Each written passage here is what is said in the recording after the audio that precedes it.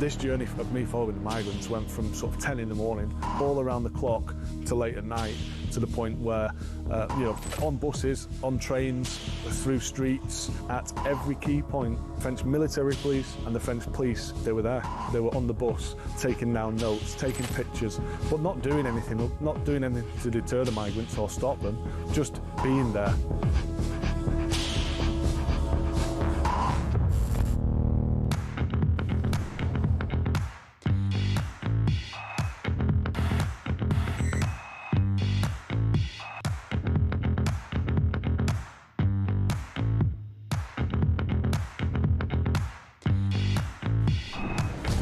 I was sat in the tent and he was showing me through photos of his phone, scrolling through.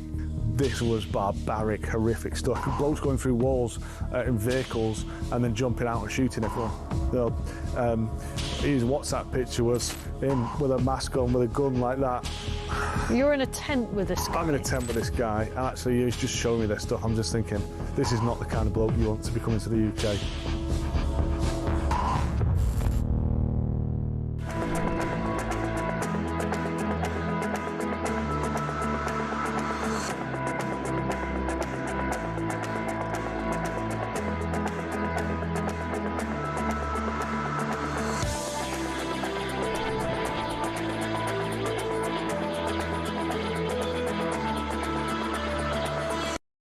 Across the UK, on DAB+,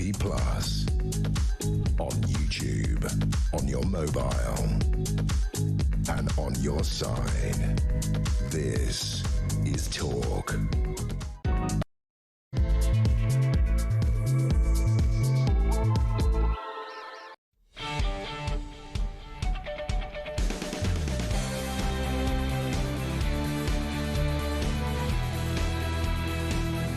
Top of the morning to you. It is 3 minutes past 6. It is Thursday morning. Mark Dolan with you on Talk, the home of common sense. In for the legend that is Jeremy Kyle. So much to get through this morning.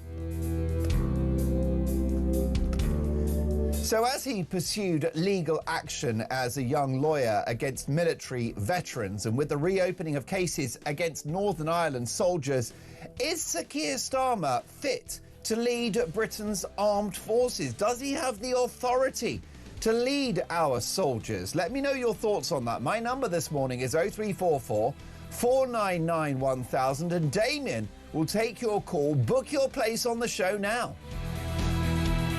0344 499 1000. My priority for the next 4 hours is to get your opinions on the national radio and television airwaves. Text the word TALK and your message to 87222. And let me tell you that we love a voice note because you're all very busy. This is Alarm Clock Britain. You're getting up, you're getting breakfast into your kid's stomach, you're getting ready for work. You may well be at the tail end of a night shift, in which case I salute your efforts.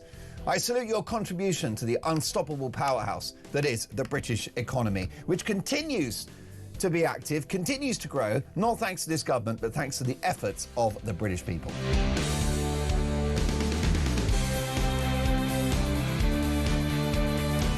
So Never Hear Keir is on holiday again, this time in China, and he has gifted President Xi with a Manchester United football. But has he got the balls to stand up to this regime? Can we afford to freeze China out of our economy? Well, we're speaking to one of the country's most trusted economists, Paul Johnson, who knows his onions. The BBC anti-Semitism row rumbles on as the corporation fails to mention Jews on the anniversary of the Holocaust. Should they apologise? Should they be held to account? Do the BBC have a problem with Jewish people? Meanwhile, the school that banned a Jewish MP from speaking is cleared of all wrongdoing. Isn't that convenient? Is this the mother of all cover-ups?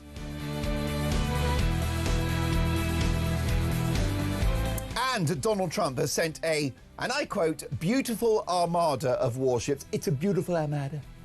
They're beautiful ships. They're beautiful submarines.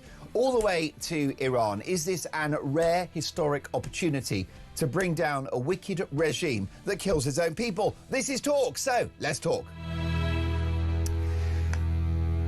Well, it is lovely to have your company. It's 5 minutes past 6 and so many stories to get through. We've barely scratched the surface there. The Daily Telegraph front page, Starmer used the ECHR to investigate British troops. Do you have any hope that our Prime Minister is going to reform the legal structure around which this country is run, given the fact that he himself weaponised the ECHR and the power of European courts to prosecute our military veterans? Keir Starmer called for European human rights laws to be used to investigate British troops in Iraq in a book edited by Phil Shiner, the disgraced lawyer, with whom Starmer, our Prime Minister, was in cahoots. In the book, the PM accused the government of a deliberate effort to alter international law. He claimed it had given British troops an effective immunity when operating in Iraq. That's when he, of course, was a human rights lawyer. That's my question to you this morning. Is the Prime Minister fit to lead our armed forces, given that as an activist lawyer, he sought to prosecute them? For what great crime? Doing their job. Let me tell you something. At 7 minutes past 6 in the morning, I think that our soldiers should be immune from prosecution because they put their lives on the line on a daily basis. Who would be a soldier now if you go out there and your job is to kill the enemy, and then 20 years later some woke liberal lawyer like Keir Starmer is going to try to put you in jail? Our armada is ready. Trump warns Iran is also in the Telegraph. And Labour councils lent on to axe elections. The Times, make no deals with China until Jimmy Lai freed, Sun urges. That's the journalist, of course, who's been jailed in China under mysterious circumstances. PM shelves fresh plan to overhaul benefits. Another day, Christian, and another U-turn. You won't believe this, folks. So Keir Starmer has vetoed plans for a new attempt to reform the welfare system as Number 10 seeks to avoid another confrontation with Labour MPs. This is a government with a massive majority, but behaving like it's a hung parliament.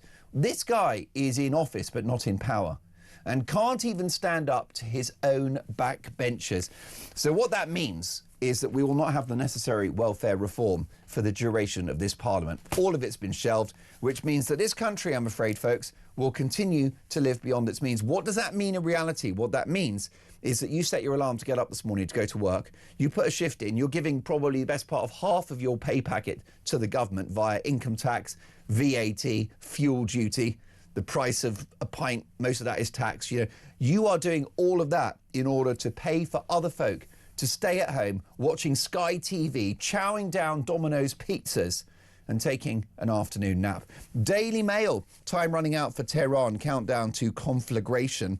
What a terrible headline from the Daily Mail. I mean, seriously, sack the newspaper headline writer. Donald Trump last night issued a chilling threat to Iran: make a nuclear deal or face an overwhelming military onslaught. Countdown to conflagration. What does that even mean? Someone needs to get fired. The Sun newspaper, Letby, the greatest miscarriage of justice this century. Is Lucy Letby innocent?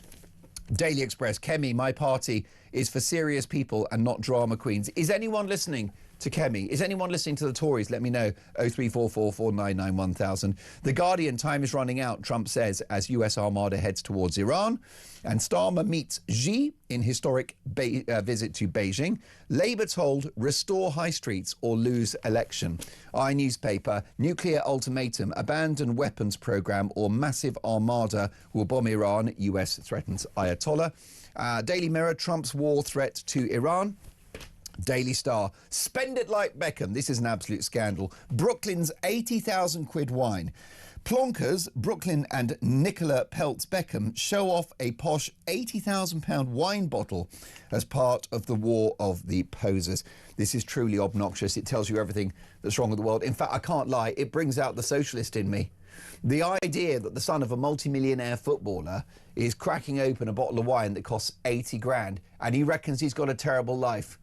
Make it make sense. It's 10 minutes past 6. Someone that drinks 80 grand wine every morning before his on-air appearances, because it makes him better, is Charlie Rowley. Good morning, Charlie. Good morning. You look fully loaded. You've barely blunked since you got into the studio. Well, that Donald Trump impression, I had to look up. I thought it's almost as if he was in the room. That was fantastic. It's Mark. A beautiful armada. It's It's brilliant. beautiful. It's the best armada we ever had. The world's never seen an armada like it. Well, now that you mentioned Donald, this is an historic opportunity to bring down a wicked regime which is killing thousands of its own people.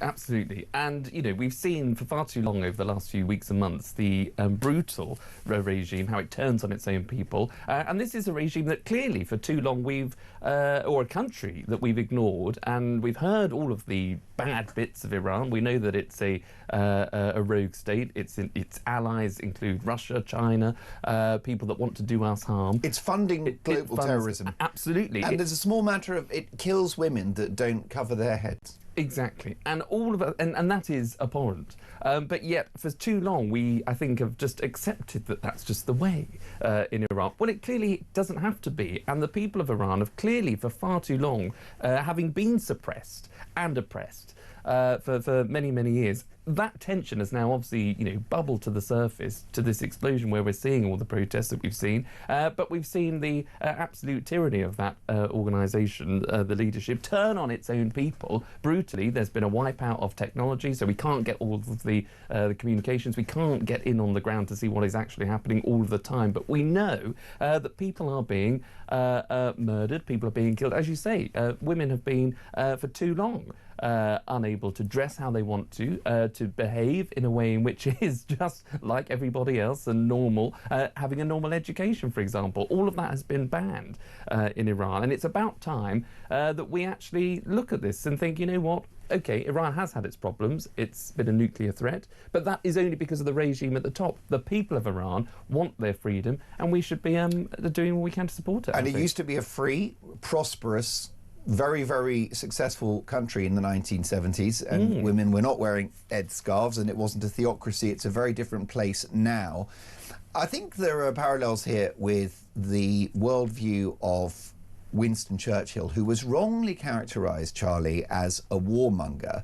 But his view was that the availability of a military arsenal, the availability of military power, was the path to a diplomatic solution. The threat of an attack was normally the way that you'd get George or not war. Isn't that what Trump's doing? I don't think Trump wants war with Iran, but he's deploying American military might as a message to this regime, which is, sorry, we're not going to play by your rules anymore. You're not going to have nuclear weapons. Totally. And look, you know, Trump is obviously, you know, he is a divisive figure, but he's a business person and he wants results, and he knows he's got a few years left. And for too long, he sees the world order as being formed in a particular way where it is just process, meeting, committee, international organisation here, coalition of the willing there, whatever it is. All of that diplomacy has gone on, international diplomacy has gone on for far too long, where he's now seeing what's going on in the world. He sees an oppressed people and wants to, you know, get involved. And, you know, he's shaking things up for the better. The means are always questionable with Donald Trump, but it's the end that he's looking for, and it's the end that he wants. And the end for him is to see a free people of Iran. Most definitely. Well, at 6:14, we've got breaking news. Christian, in my ear, what is it? Because the screen's down. Now, I can tell you that Sir Keir Starmer has finally met with President Xi. He's in China. Let's take a listen to what the Prime Minister has had to say. Very strong delegation with me, all my top advisors, top ministers, but also a big delegation. We have nearly 60 great British businesses and cultural organisations travelling with us.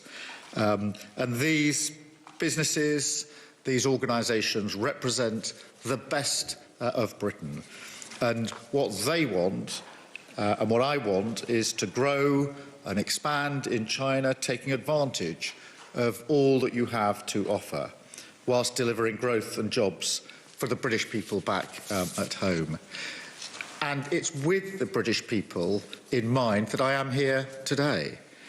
I made a promise 18 months ago when we were elected into government that I would make Britain face outward again. Well, this is the guy that tried to reverse Brexit, but he wants us to face outward. OK, well, the point about Brexit was trade deals with the rest of the world. The point about not being in the EU was an insular relationship with a bloc that's dying economically. But that's fine, Sir Keir Starmer. Now, Charlie Rowley, one of the real sort of headlines there is Sir Keir Starmer kowtowing to the Chinese regime, cap in hand. But is that inevitable? Are China holding all the cards?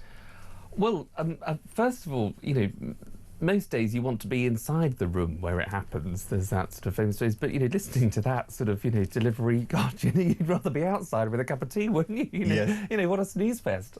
You're just reading that script. And that's the problem. He's there where he's been presented, I think, by officials with this is a plan, these are the pros, probably the cons, obviously, of China. But he's decided, OK, well, we need the economic growth. We've got to go out there. We've got to engage with China. Yeah. First PM out there since, was it 2018? Theresa May, that's right. Theresa May. So, he feels that actually we can benefit from China, and he thinks as part of it is more investment, so bringing business organisations and cultural people on that plane that was half empty, I understand. And he jokingly said, I'm going to try and land the plane, which should obviously raise a few eyebrows. The only U-turn that I think most people would have welcomed if he was behind the wheel of the plane. Can't think of anything more terrifying than Captain Starmer. Because he'd be like, hello, ladies and gentlemen, it's quite windy at the moment, 38,000. We're going to Ireland. Actually, I've changed my mind. We're going to go to Afghanistan now. Actually, we'll go to Iran. I mean, imagine a U-turn at 38,000 feet. It's deeply worrying. Is there a degree of sympathy for Starmer? The bottom line is he's damned if he does, damned if he doesn't. China is an economic superpower and we are not. Well, there is that, but we've allowed that to happen, so it's how you then deal with it. And it's not his fault, is it, that we've allowed that to happen, I think? No. Under successive governments. Oh, totally. I mean, under the David Cameron, George Osborne era, there was this golden age as a relationship with China and, more investment and better lines of communication. But along with that, and we did see, economic growth because China is the second largest economy. Its practices are very, very different to here. Some of their human rights practices are very questionable about how they are able to grow at pace and build all of the infrastructure at pace. I don't think, I know Alarm Clock Britain and Brits get up incredibly early and work incredibly hard, but at least they get a few hours sleep. I'm not quite sure that's extended to some people in China. But along with that economic growth, we have seen infiltration in our security services. We've been talking about the Chinese embassy that they've wanted to build, where there are where it's near underground cables that carry lots of financial information, where there are secret and hidden rooms that we weren't too sure about, and where there has been Chinese investment in the UK. Take Scunthorpe Steelworks, for example, where they threatened just to withdraw the funding there, which would have cost obviously billions of pounds, would have turned off some of our steel furnaces in order to make that production that we need in this country, would have risked thousands and thousands of jobs in the UK, particularly in the north. So, but they did that without any kind of conversation. They ran that into the ground. So that's the kind of country that we're dealing with. It knows that it's got us, effectively over a barrel in that way. So we have to make a choice. We either say, right, we're only going to do so many deals with China, and that's the end of it, or we completely kowtow to them because we know that we need the economic investment, or we say, you know what, enough's enough, we're going to look elsewhere. We're going to embrace, as you were talking about earlier on, Brexit, and look for other opportunities all around the world, not just rely on people like America or China or EU partners. Well, I couldn't agree with you more. That's why we need in this country an economic, societal and cultural revolution. And what we need to do is change the kind of country that we live in. We need a low tax environment so we can have huge economic growth. We need to get that debt down. We need to live within our means because we need to be economically strong so we're not dependent on the likes of China. That's what America are doing. They're economically strong. They had 5% growth in the last quarter. We can't achieve that in a year. Things have got to change. Economic security is national security, in my humble opinion. So, is Sir Keir Starmer fit to lead our armed forces, given that as a lawyer he campaigned to get veterans jailed? Chris says, good morning, Starmer and his Labour Party are not fit to run the country, let alone our armed forces. Tony says, good morning, Mark. The pivot to China begins.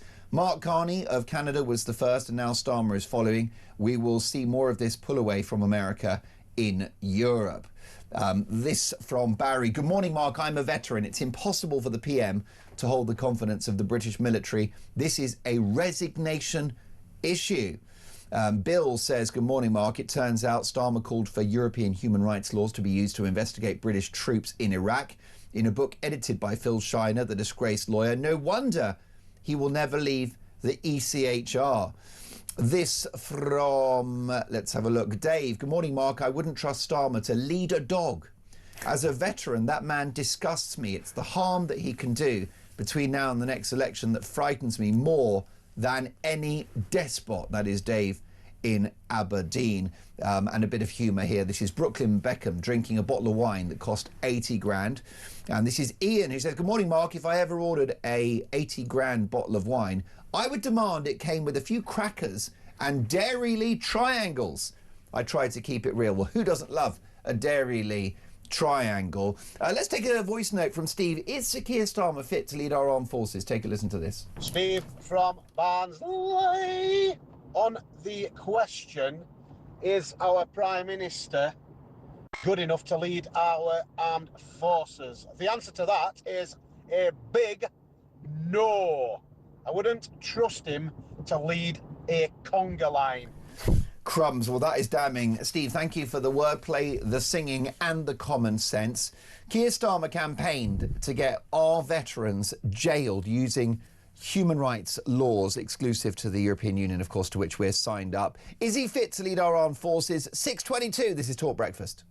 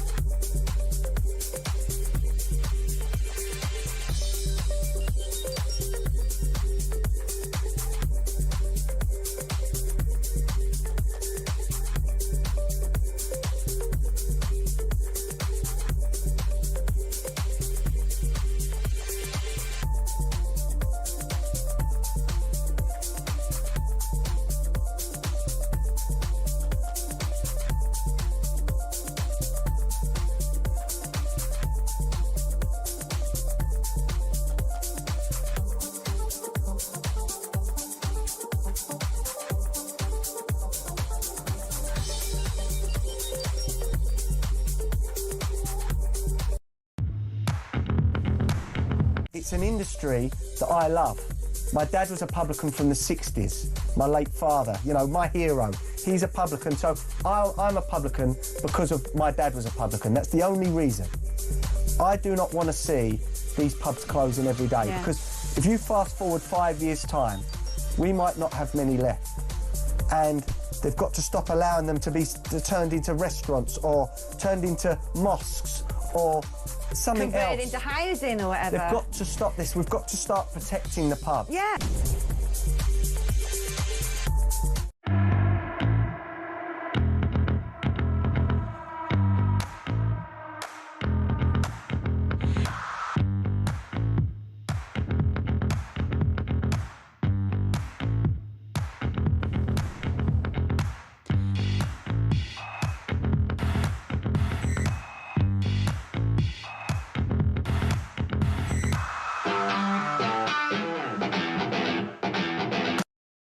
Across the UK, on DAB+,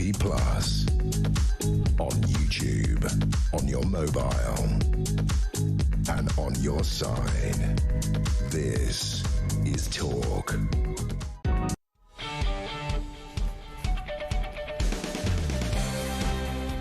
It is the Jeremy Kyle Breakfast with Mark Dolan. Lovely to have your company. I'm on a 5-day stretch. I'm so happy to be here, so thank you for having me. And that is today, tomorrow. I've lose count. Basically, Thursday to Monday, you can't get rid of me, and it's lovely to have your company. What I'll be doing is getting your opinions on the national radio and television airwaves. Keir Starmer used at the ECHR, which of course we should be tearing up, in order to prosecute war veterans in Iraq. And don't forget, he's changed the terms by which people that served in Northern Ireland are protected, which means that they will face lawsuits as well as Prime Minister. So is Keir Starmer the right person to lead the military? Does he have the authority to lead our military? Dave says, good morning, Mark. I can't wait until the Chinese president brings up the question of human rights in Britain. But at least Starmer can sell them breakfast clubs. Mark says, hi, Mark. I'm sure the Chinese leader was falling asleep listening to Sir Keir Starmer. This from Dan in Kent. Good morning, Mark. Starmer contributed his time for free in prosecuting our armed forces. That says it all. The King needs to remind Sir Keir, when he returns from his jolly in communist China, that the armed forces work for king and country. I've got to say, I'm hearing that the Chinese regime are very concerned about cancelled elections here in the UK. It is ironic, isn't it, that it's President Xi of an autocratic regime who can probably hold the moral high ground and lecture Britain about free speech, about free elections, about growing your economy. Oh, my goodness, you couldn't make it up. With me in the studio, we have political commentator and broadcaster Charlie Rowley. This is a shocking headline in today's Telegraph, isn't it? Starmer used the ECHR to investigate British troops. A damning headline. Absolutely, and one that I think, whether he was aware of it or not, I'm not too sure when the plane took off on the way to China, but certainly aware of it now, because that's all that journalists will be asking. Yeah. Why on earth, back in the day, would you lend your support to prosecuting and advising prosecutors to go after our war veterans, people that have put on that uniform, people that have served, put their lives on the line for the safety of this country and others around the world. And why on earth did he think that it was okay to try and promote the ECHR law over international law? And that's the big question, because, we have the UN, for example. We have all of those charters and things that regulate international conflicts and all. But Starmer was basically saying back then, oh, no, we've got to go down an ECHR route, which will ultimately get our veterans. That would be the way in which that they are able to be prosecuted for whatever potential crimes or not. And it turns out not the crimes that they didn't commit. But it's a question of judgment. Again, we know that this Prime Minister is not politically savvy. He doesn't have a political backbone. He's just a manager of what comes into the in tray. I'll make a decision, and that's what we're left with. But the idea that as the any lawyer that has political ambitions that wanted to be in Parliament, even when he went on to become the Director of Public Prosecutions at the CPS, the idea that you would spend time willingly and give your time freely to advise how we can convict and go after veterans in the UK, I think is abhorrent. Yeah, it's not going to do much for army recruitment, is it, either? Because if you were sitting there at 6:28 in the morning pondering career options, I mean, I think a career in the military is a tremendous thing to do, but not if you think that as a pensioner you're going to be dragged through the courts. Well, exactly. I mean, my pen was poised this morning to sign up, as you can imagine, but I think you would look great in uniform, I've got to say. Thank you. I think khaki would really bring out your eyes. Thank you. I'm not entirely sure my military colleagues would agree that How's I'd be your the best goose step? Have you...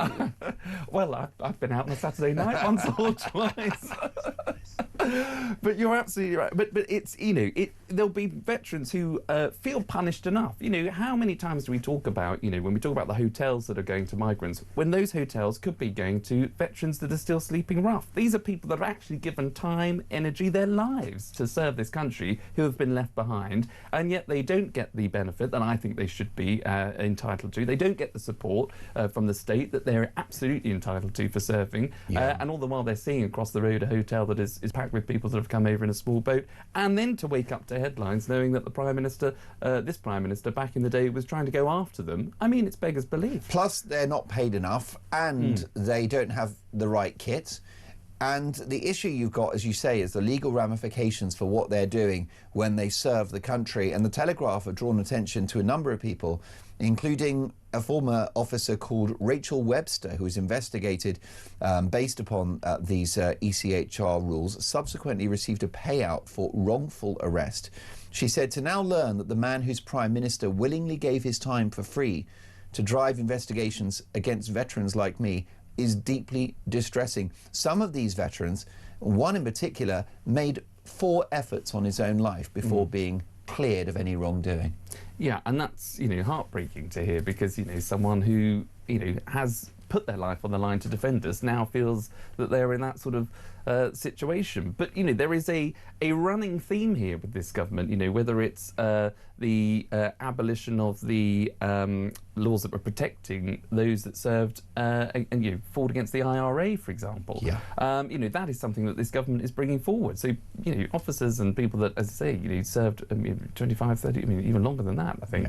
Yeah. They were doing a job to protect the United Kingdom. They were going after terrorists. And I grew up, you're too young, you were a twinkle in your father's eye, but I grew up in the era of IRA terrorism, and it was deeply chilling. They were the ISIS of their time.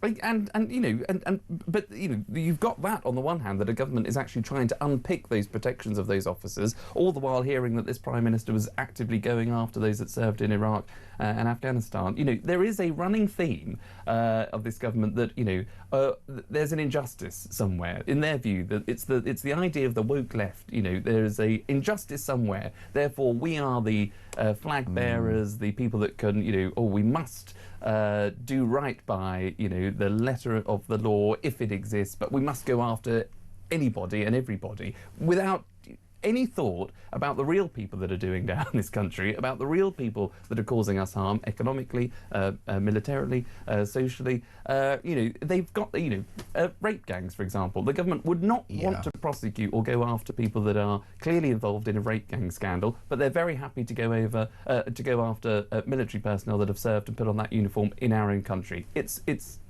madness. Well, it is, and no one is saying that soldiers should commit war crimes when in combat, torturing locals, whatever it is that's, and unfortunately with human beings, you're going to get abuses of power, and anyone, with the right kits facing a civilian or an enemy combatant does have power, and sometimes that corrupts. Bad things happen in the sort of scene of war, but that's fine. It's a culture, though. It's a sort of legalistic culture where if you're a soldier now, you've basically got one hand tied behind your back, and that's the problem, isn't it? Totally. And that should never be the case. And it should be the same with our police officers. I know there are some, we've had some terrible stories about corrupt police officers, but that comes to light because there are, as you say, those bad apples. But the overwhelming majority of people, clearly, very overwhelming majority of people that put on those uniforms do it because they want to protect us all. They should have our backing to be able to go and do that job as best as they possibly can, without, as you say, feeling as though, well, if they make this decision in the heat of a battle, or they have to make a split-second decision, that they're going to have this momentary worry. I can't pull the trigger there, or I can't arrest that person there because, I'll be dragged through the courts, whether it's through the Home Office or through our Prime Minister who wants to go after us. Well, this is exactly it. And clearly it's a massive headache for Starmer. This is not a good look. Do you feel, you mentioned a theme earlier, a theme with this government, is that it's at war with the sort of ancient rules, laws and traditions of the country? Because if I just look at every aspect of it, you've got the proposed cancelling of jury trials. You've got an assault on our free speech. You've got veterans being prosecuted. You've got pubs closing down because of a punitive tax system which is avoidable. The war on farmers. Aspirational families with kids at ancient private schools, some of which are a century old and now closing down. Does it feel that there's a sort of broader anti-British thrust to this British government? Yeah, I think there probably is. And I think it's an old-dated and an out-of-date Labour left view that, clearly there are people that have never been in business, that have clearly never visited a farm, that clearly don't go to the pub, that have spent their days at Oxford or LSE with their head in books about, studying theory of, Keynesian They've all done economics. PPE. They've all done at PPE, Oxford. and this is the way the world should be. And it's in their view, it's a progressive, liberal, no bars hold. I'm totally in charge. It's this way. Because I know of all the injustices that are taking place, and therefore we're going to go after all these people. And some of them historic, some of them are not. But it's a lack of understanding of what the UK is and its people, and what British identity is about, and what Britain is about. and they are just making all of the wrong decisions. It's plain to see. As he pursued legal action against military veterans as a lawyer, and with the reopening of cases against Northern Ireland soldiers, is Sir Keir Starmer fit to lead Britain's armed forces? My number is 0344 499 1000. Here's a voice note from Matthew. Morning, Mark. In Warrington, as an ex-veteran, I think Starmer is a traitor. You can never ever trust the man or this Labour Party. They'll send us into war, they'll send us all for prison, because that's what they are. And then all the people that we go and fight against, they'll bring them over here as refugees in our own back door, like we have from Afghanistan and Iran. He's a horrible, horrible Prime Minister, the worst Prime Minister. We'll always be taxed. He talks about us having money. We'll never have any money, we'll never have nothing while we've got this Labour Party in government. Matt, thank you for an important voice note. Keep them coming. Is Starmer fit to lead our armed forces, having campaigned to get veterans prosecuted as a lawyer? 0344 499 1000. Next up, Labour's 15th U-turn. We've got the inside story.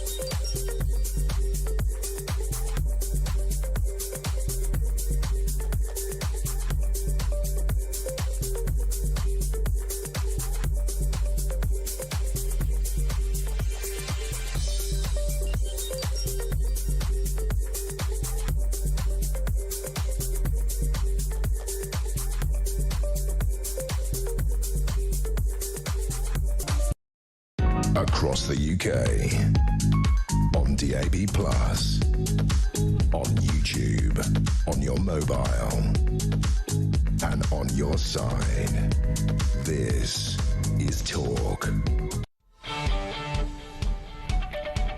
You are listening to the Talk Breakfast Show with Jeremy Kyle, Mark Dolan, in for the big man for the next 5 days. Lovely to have your company. Given he campaigns for veterans to be prosecuted, Iraqi veterans, of course, veterans of the Iraq War, and Northern Ireland veterans as well. Is Keir Starmer fit to lead the armed forces? Here's a voice note from Tom on Sir Keir Starmer, who, by the way, is currently on holiday in China. Never hear Keir. Take a listen. Good morning, Mark. Tom from East Sussex. Got a question for you. Right, so if we're so worried about China tapping into our data cables and everything else where we're building this new embassy in London, can we not just divert them, maybe?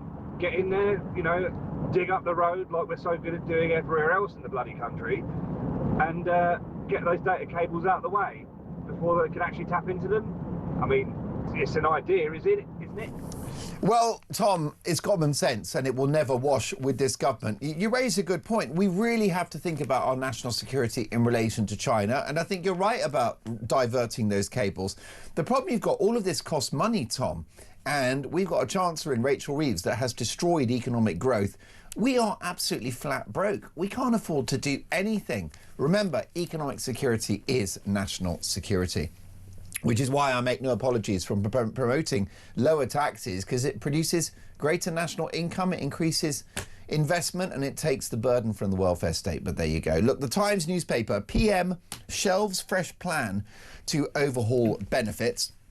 Sir Keir Starmer has vetoed plans for a new attempt to reform the welfare system as Number 10 seeks to avoid another confrontation with Labour MPs. The Department for Work and Pensions has been told it will not be given time in Parliament to introduce any changes to the benefit system until next year at the earliest. The decision makes it less likely that reforms to welfare will be implemented before the next general election due in 2029. Now, Charlie Rowley, broadcaster and political analyst, I'm counting this as Labour's 15th U-turn, and it's quite clear that under Sir Keir Starmer, Britain will continue to live beyond its means?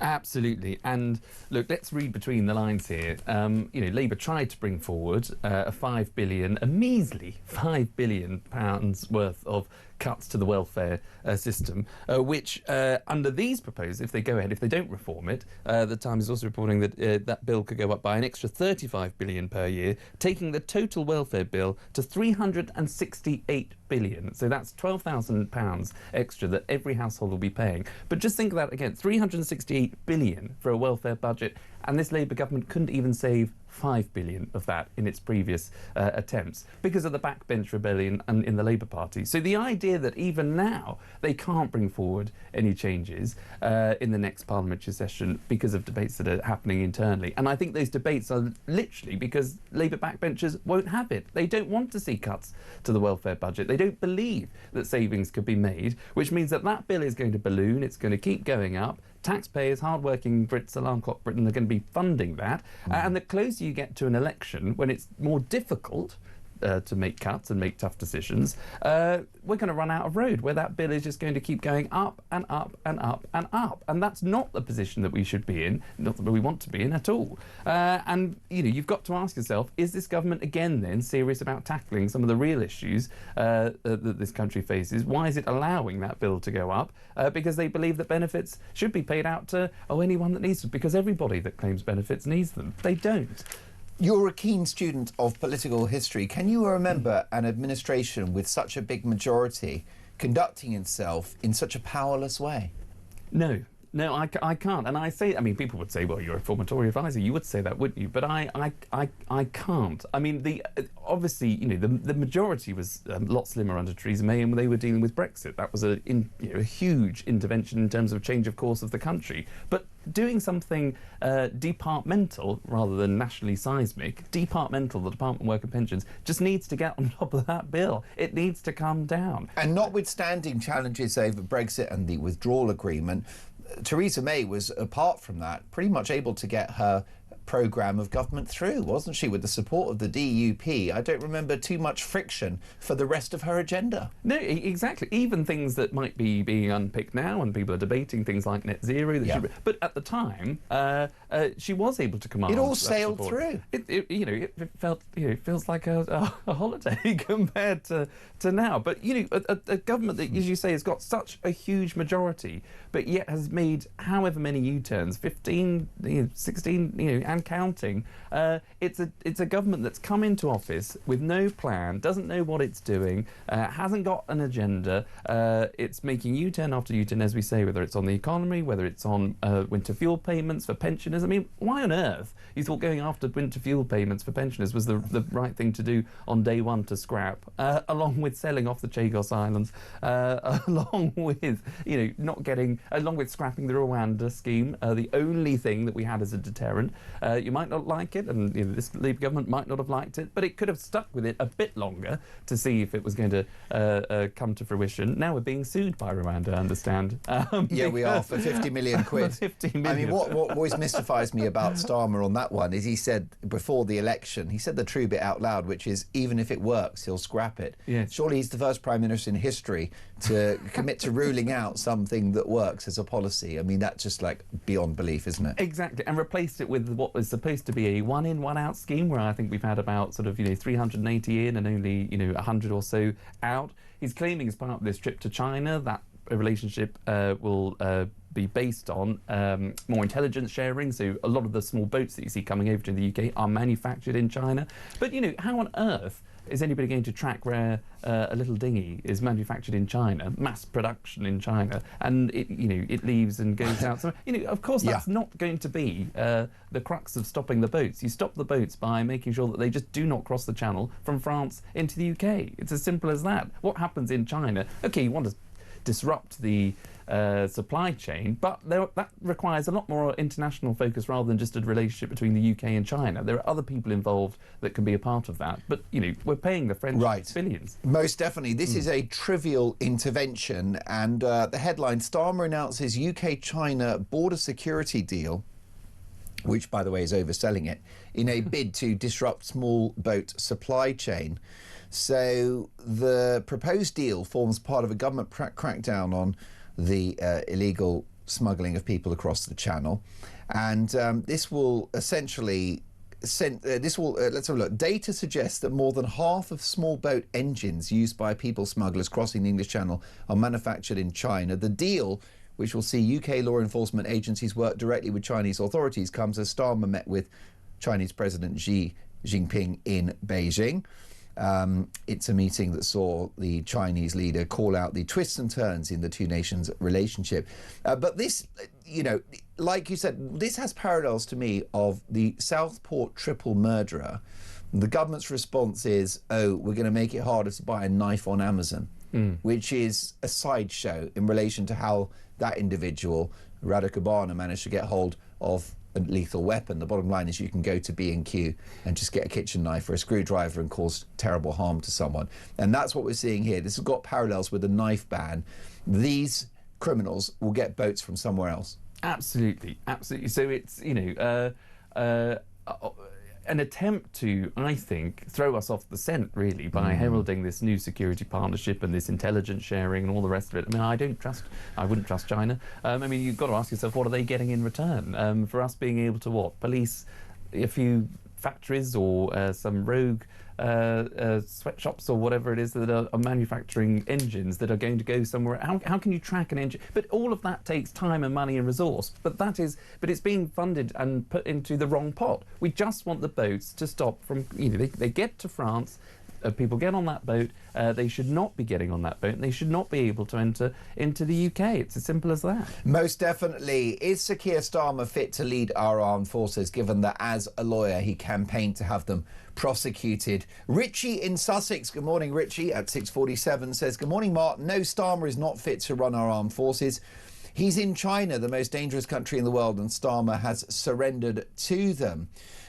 This from Wazico in the West Midlands. Good morning, Mark. Regarding Starmer prosecuting our armed forces, they served Queen and country. They now serve King and country. Time for the King to serve these military men and women and go and battle with Starmer like these soldiers do. Well, it's a fair point, Wazico, because don't forget, it was Keir Starmer, it was King Charles who previously wrote many letters to government ministers and prime ministers about the poor levels of equipment that our veterans, that our actually soldiers have access to. Let's have a look at Anthony. Is texting the show. The armed forces should down tools while Starmer is in charge. It will be the ultimate irony that this disgusting man's vile behaviour with respect to his beloved ECHR does for him. He needs to go. Listen, more of your thoughts after this. Is Starmer fit to lead our armed forces? Here's a voice note from Bridget. Good morning, Mark and Charlie. Great show as always. It's Bridget here in France, Mark. Regarding the veterans, I was born in Hampshire and brought up in Southern Ireland from being a year old, and this was during the times of the Troubles.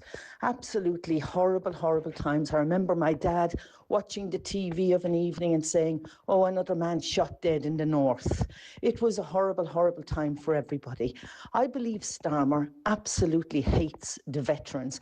He is not fit to be in charge of the British military. Otherwise, he would not be bringing in this bill in Northern Ireland after what he did to people in Iraq. Bridget, thank you for your important voice note. Keep them coming. Is Starmer fit to lead our armed forces? Next up, did Labour break the law in their propaganda campaign against Reform UK? We'll discuss that next.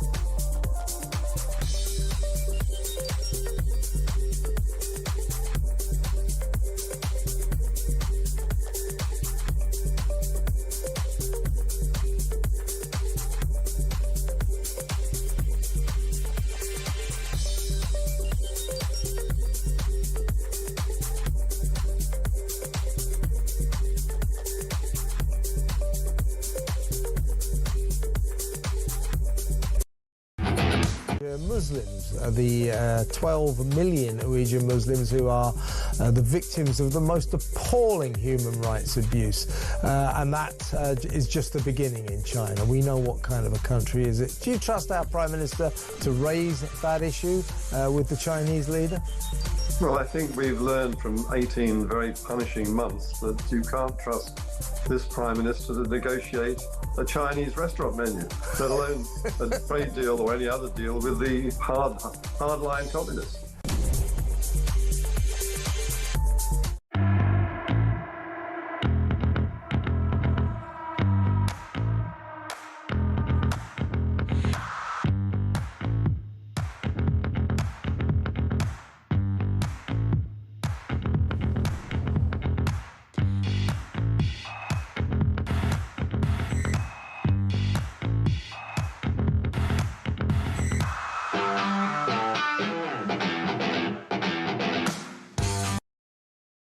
Across the UK, on DAB+, on YouTube, on your mobile, and on your side.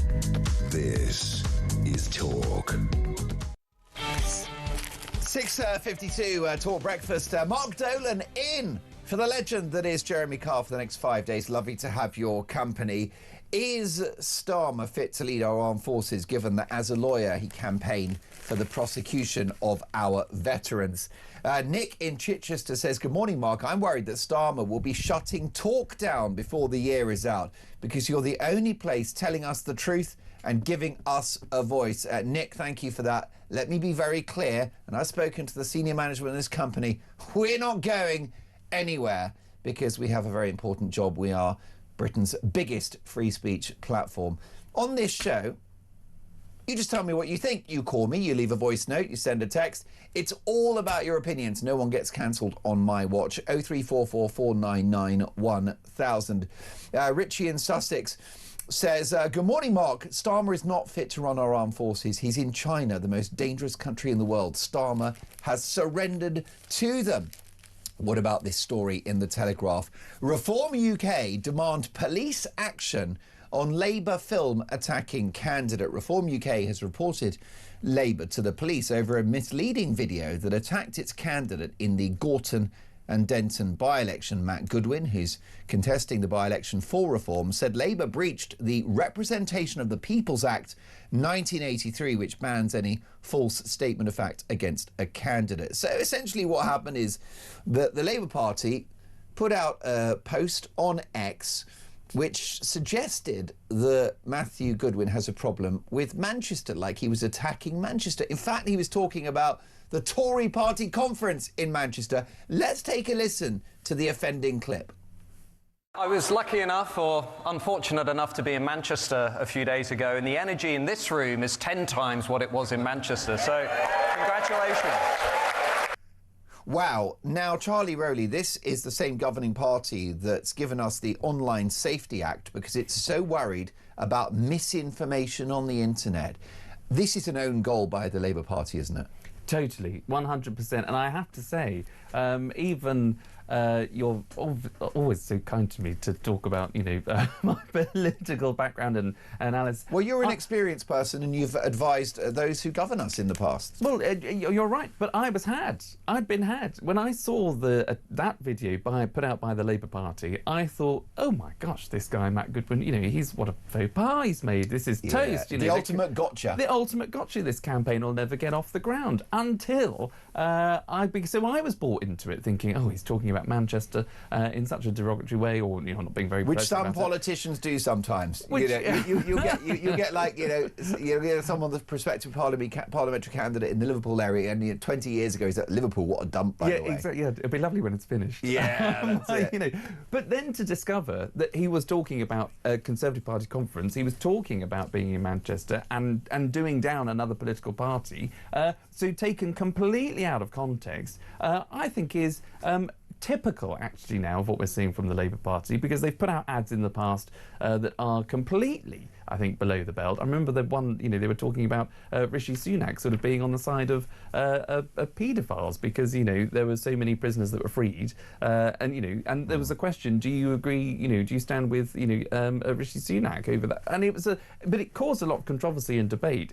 I must try and find it for you. But it was one that I just thought, that is so below the belt, that is so clearly not the case, but you are poisoning the public with this sort of, kind of campaign, and including this clip here, it is totally misrepresentation and totally wrong. And I think, as you say, if a government is bringing in laws to protect the public, to make sure that disinformation doesn't exist and doesn't do the rounds, so people have a clear choice at these kinds of elections, then they should be, held to their own standards. Well, Labour have vacated any moral high ground that they might have thought they occupied with this one. Now, a Labour Party spokesperson has said Nigel Farage has repeatedly bemoaned the policing of tweets, yet he's now begging the authorities to look at a clip of his divisive candidate's own words.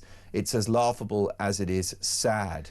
Only Labour can take on Goodwin and Farage's toxic politics and reject their shameless, divisive rhetoric. That is not what our city stands for.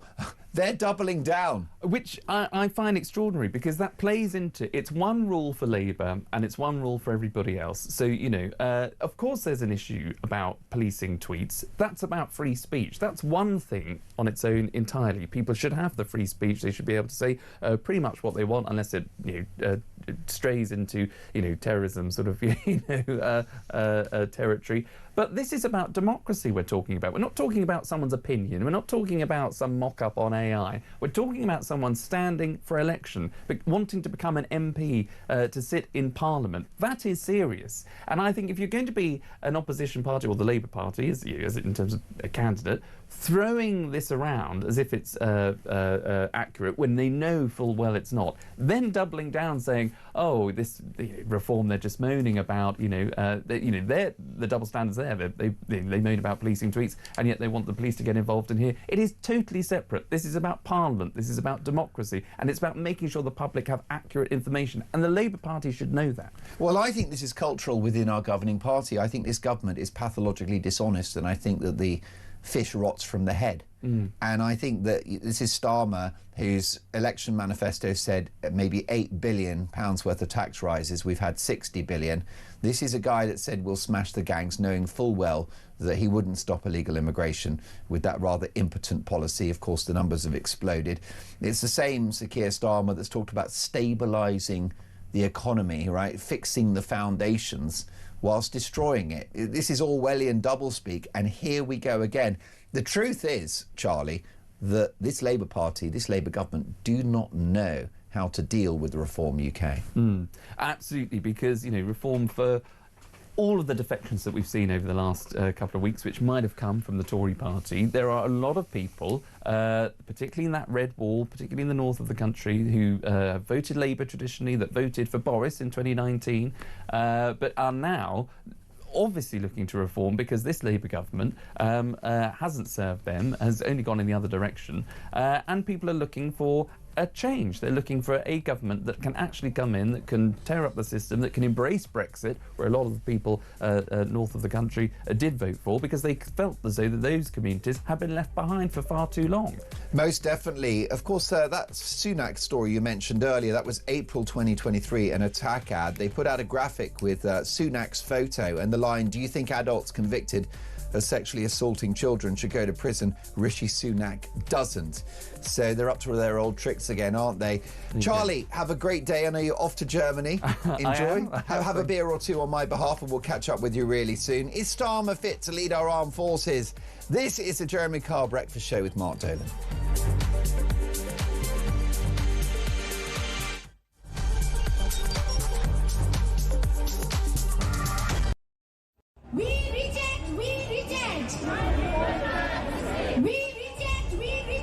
Behind me is the highly controversial location for the proposed super embassy. Tuesday is the deadline. Yes, this would be the biggest embassy in Europe if approved, if Starmer bows down to Beijing, as these protesters are saying.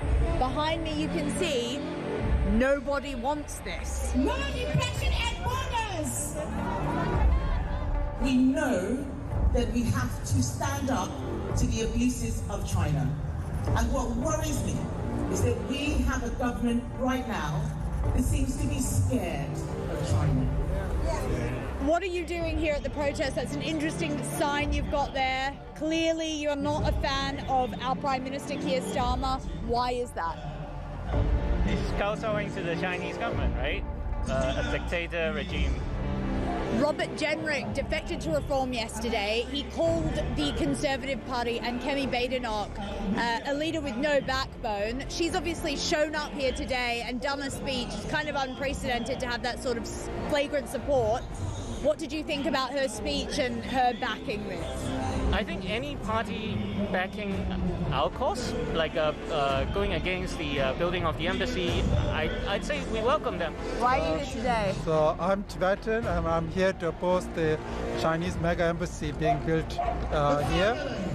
Unfortunately, we think the UK government might allow this to happen, and I think it sends the wrong message to people who have been oppressed by the Chinese government, who are still being continuously oppressed in free countries.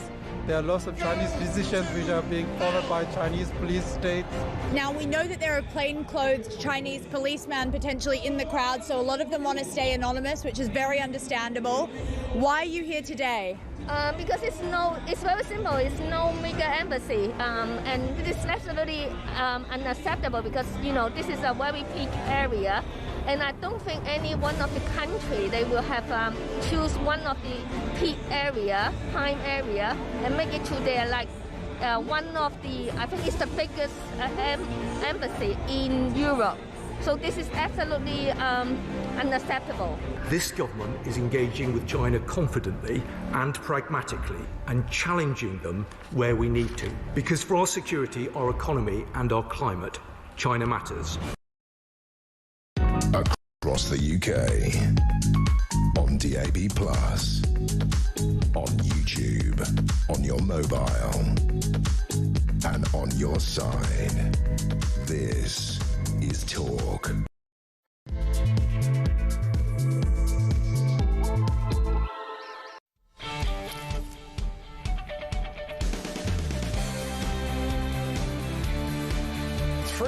Seven. Happy Thursday, one and all. Mark Dolan with you, in for the legend that is Jeremy Kyle. A very busy 3 hours to come as he pursued legal action against military veterans as a lawyer, and with the reopening of cases against Northern Ireland soldiers. Is Sir Keir Starmer fit to lead Britain's armed forces? Let me know your thoughts. My number is 0344 499 1000. Text the word talk and your message to 87222, or leave us a voice note.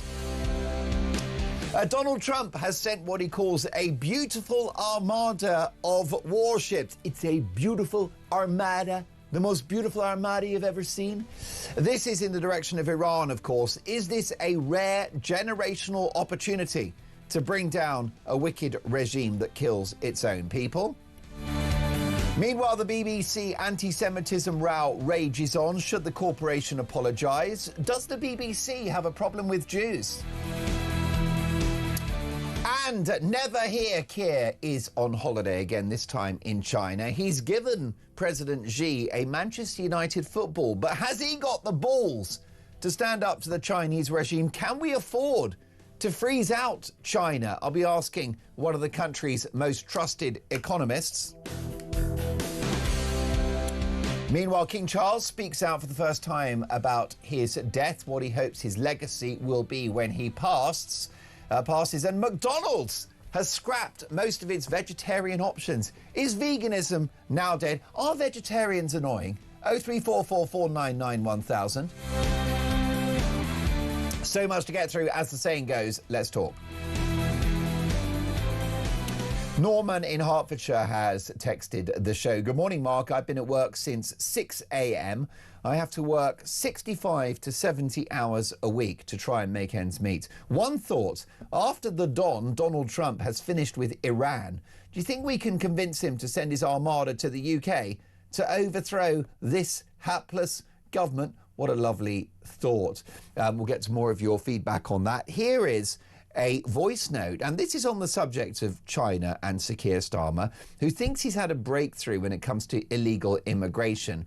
A rather pathetic deal with China in regard to the production of engines in these dinghies. Like that's going to make any difference at all. This is a voice note from Perry. Morning, Mark. So he's signed a deal with China, as he so they're not going to sell as many outboard engines. But that really don't matter, because I don't know if you've seen the video that's going about where some guys filmed all these rubber boats in like a little harbour. I'm not sure where it was. But then he's filmed them in this harbour. He's then filmed them being put on a forklift truck, loaded back onto a lorry. He's then followed the lorry, which then got onto a ferry, which was bound to go back to France. So how come some member of the public has managed to film this, and yet this guy who Keir Starmer, hired, some super border force control chief commander, can't work that out, yet a guy on a bicycle has? It's a very good point. Common sense is not very common these days, is it, Perry? Keep those voice notes coming. So breaking this morning, Sir Keir Starmer has met with President Xi of China, saying he wants a more sophisticated relationship between the UK and China, which he calls a vital partner. He then said it was with the British people in mind that I'm here today. Let's take a listen to the PM in China. We have nearly 60 great British businesses and cultural organisations travelling with us. And these businesses, these organisations represent the best of Britain. And what they want and what I want is to grow and expand in China, taking advantage of all that you have to offer, whilst delivering growth and jobs for the British people back at home. And it's with the British people in mind that I am here today. I made a promise 18 months ago, when we were elected into government, that I would make Britain face outward again. But the truth is, can we afford to talk tough with China, given how significant their investment in this country is? Let's get the views of journalist and political commentator and a brilliant advisor on all political matters, Linda Jubilee. Good morning, Linda. Good morning, Mark. Well, this is a tricky one for any British Prime Minister, given the imbalance of power economically between China and the UK. Yes, that's true. And I'm slightly mistrustful of his word sophisticated, because there's always a slight implication there that the rest of us aren't quite sophisticated enough to understand these complex matters. Yeah. But I assure you, they're very straightforward. I spent 5 years as a foreign correspondent based in Hong Kong, but went frequently to Beijing and Shanghai. And I think that whilst Keir Starmer is correct that we have to have a relationship with the world's second biggest economy, to actually couch it in such, cosy terms is completely wrong. There is a reason why all the people on that plane that left for Beijing yesterday carried burner phones and not straightforward phones, is because the Chinese couldn't be trusted to listen in on our phone conversations. Yeah. The reason why they did not take a normal flight is because they worried that the plane could be bugged. And I read yesterday that when Theresa May went there, I think it was probably 8 years ago now, they were warned to get undressed and dressed under the bed covers in case there were cameras in the room that could take compromising photographs of them. So I think the idea that we need to have somehow a sophisticated relationship with China doesn't really underpin the general idea, which is that we do have to have a relationship with China, but we have to be very, very watchful. I was listening to one nice CEO yesterday, one of the 50 or so corporate chiefs who've gone on this trip to Beijing. And frankly, from what I know of the whole situation there, he sounded very, very naive. Well, that is a real worry, isn't it? China hold all the cards. Absolutely. They are. They always have been since I was a correspondent in Hong Kong. They were still emerging. Deng Xiaoping, when I first arrived there, was still alive, and he was the last of the long marchers when Chairman Mao took over China. And you could already see that the tiger was waking up, that moves were being made, that they are unrelenting in their focus. They don't think short term. They don't have 5-year plans. They have very, very long-term plans. And they aim to be the world's biggest economy. And that is exactly what they're going to achieve. And bear in mind, China calls itself the Middle Kingdom, between earth and heaven. They regard themselves slightly different to the rest of us. Most definitely. And of course, there's a bit of brinkmanship going on regarding embassies, because Sir Keir Starmer, this British government, have rather controversially approved this London embassy, which many consider rather impacts our national security. Meanwhile, we need a new embassy in Beijing, but we're still waiting. Yeah, that tells you something about the imbalance, doesn't it? But the Chinese embassy in the old Royal Mint building, the legacy building, as it were, has been given planning permission, and that happened just before this trip was signed off on. So we can read into that what we will. The fact of the matter, there could, as I understand the planning situation, be a judicial review. But a lot of people are very divided on the location of that embassy. It's not just its really enormous footprint, it's because it is only feet away from cabling that goes into 2 data centres in the financial sector, and there is a great deal of concern about China siphoning off information which is highly sensitive to our economy. And on top of that, as I understand it, the plans for the building have large sections of the basement redacted out. Well, I wonder what will be going on in there. If China ultimately achieves its goal of being the #1 economic superpower of the world, and if at a certain point it gains the largest military as well, Linda, what does that mean for my viewers and listeners? How would the world and how would Britain feel different if China is the biggest country on the planet? Well, I mean, it will be the biggest economy. Of that, I have no doubt. And it is probably the second most effective, I'm not sure if it's the largest, but the second most effective military force. And that is a very, very scary world, because of course China aligns itself with Russia, with India, and India. Iran, yeah, that's another big worry, but that's coming to a head, I suspect, there. But there is the concern, because these are huge nations. India, I think, overtook China about a year ago as the world's most populous nation.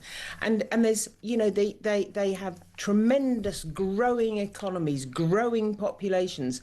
We have to be really careful about how we approach these great powers. And I think Mark Carney touched upon this in Davos last week when he described us and characterised us as a middle power, and how we have to form relationships that mean we can interact in an effective way. We can't imagine the world was as it was, because it is not. It is very different now. We've largely abandoned the rules-based order, and we are now in an era of great powers. Critical ones are authoritarian powers. It will inevitably affect us. Now, the President of the United States has described a beautiful armada of US warships heading their way to Iran. He wants to weaponize and leverage America's military might in order to get Iran to give up any hope of creating a nuclear weapon. Will he succeed? I think that is only one of his aims. But it's a very worthy one. There have been huge fears about Iran developing a nuclear capability. If you remember, a year ago, the US sent pinhead missiles into that underground bunker where all the research labs were and the development labs were, in an effort to stop exactly this. Now, I understand it. I understand that the Israeli cabinet met on Sunday to discuss the Abe Lincoln Group, which is how you characterise the group that sets sail around the USS Abraham Lincoln. That is said to be now in the Persian Gulf by the Arabian Peninsula. And prepared, they are locked and loaded. The fact of the matter is, although we know tragically that maybe more than 30,000 people have died in this unrest in Iran, that the protests have started to slow. But that doesn't mean that the window of opportunity for change here has narrowed at all. In fact, as far as the US is concerned, they may believe that this is that this is the moment for them. This is the opportunity. The tide is rising. They need to catch that tide. And I think that we can expect to see some activity now, US assets being massed around that area, because, of course, it's not just Iran. Iran is a very, very big country, and it has been, its citizens have suffered terribly since the 1979 revolution. But of course, it funds terrorism across the entire region. So this is a tremendously important thing for America to do. They can talk about Venezuela being important, but it's not on the same scale as this. Well, let's take a listen to the president on his beautiful armada. And in June, we obliterated Iran's nuclear capacity in Operation Midnight Hammer. You saw that. People have been waiting for 22 years to do that, and we were right at the end. They were about a month away from having a nuclear weapon. We had to do it. And by the way, there's another beautiful armada floating beautifully toward Iran right now. So we'll see. I hope they make a deal. I hope they make a deal. They should have made a deal the first time they'd have a country. I mean, Donald Trump is leveraging American power, isn't he, to rather essentially clip the wings of these rogue states. We've seen a peace deal in Gaza. There's hope of some kind of breakthrough in Ukraine at some point. And here in Iran, Trump deploying America's great military resources for a political and diplomatic end. Yep, absolutely. And in some ways, this is the biggest challenge so far. But he simply, I believe, my thought on this is he absolutely has to act now, because Iran shows absolutely no sign of coming alongside anyone in the West when it comes to negotiations. I think it is incredibly difficult to negotiate with Iran. And I think that President Trump will now press ahead, even though there is some understanding, some sense that he is becoming unpopular with his MAGA base, because don't forget, he promised them not just that it was America first, but it was kind of only America. He said there would be no forever wars. And although you might not characterize this as a forever war, goodness knows we don't know yet whether that's true or not. He has to play a very careful game here with what he promised domestically and what he's now doing on the world stage. My thanks to communications consultant, political broadcaster and journalist Linda Jubilee. Linda, thank you so much. Have an excellent Thursday. Given the fact that Keir Starmer has battled as a lawyer to see veterans prosecuted, is he fit to lead our armed forces? Here's a voice note from Kevin. Morning, Mark. Kevin in Sheffield. No, Keir Starmer's not fit to lead country, not fit to lead our armed forces, etc. I don't know why anybody's expecting this government to do anything what you would call sensible. All this campaigned on was they were going to be the party of change, and boy, have they changed our... Thank you so much for that. Keep those voice notes coming. It is 7:18. Next up, by my calculations, Labour's 15th U-turn. That's next.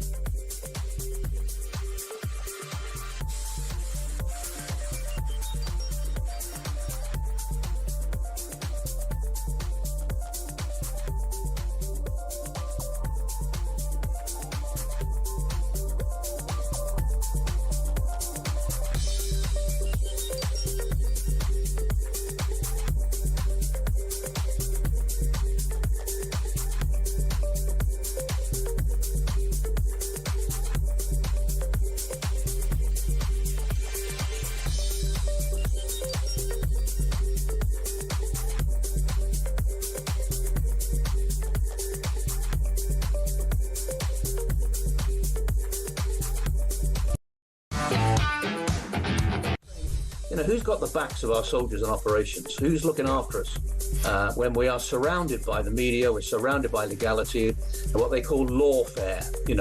That's right. Moving into to find compensation for victims, etc., etc. I don't want to dismiss this. It's not an easy balance, but on balance, I think this is very unsettling. It does worry me about undermining trust. And actually, from a Prime Minister point of view, I never quite know where Keir Starmer sits with our military.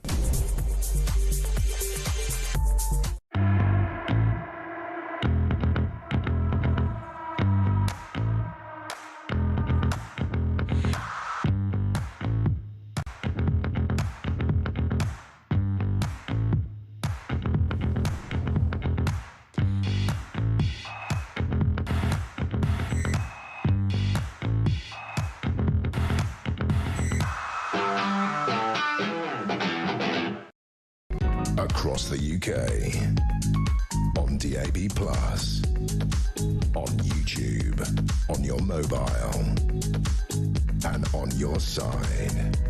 This is Talk.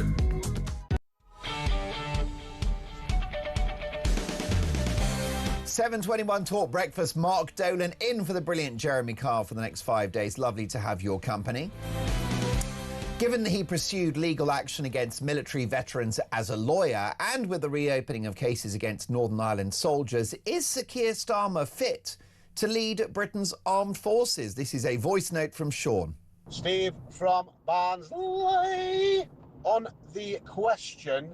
Morning, Mark. Sean from Grimsby here. I don't even know how Keir Starmer has the brass neck to even stand up and even talk about soldiers who have saved our country.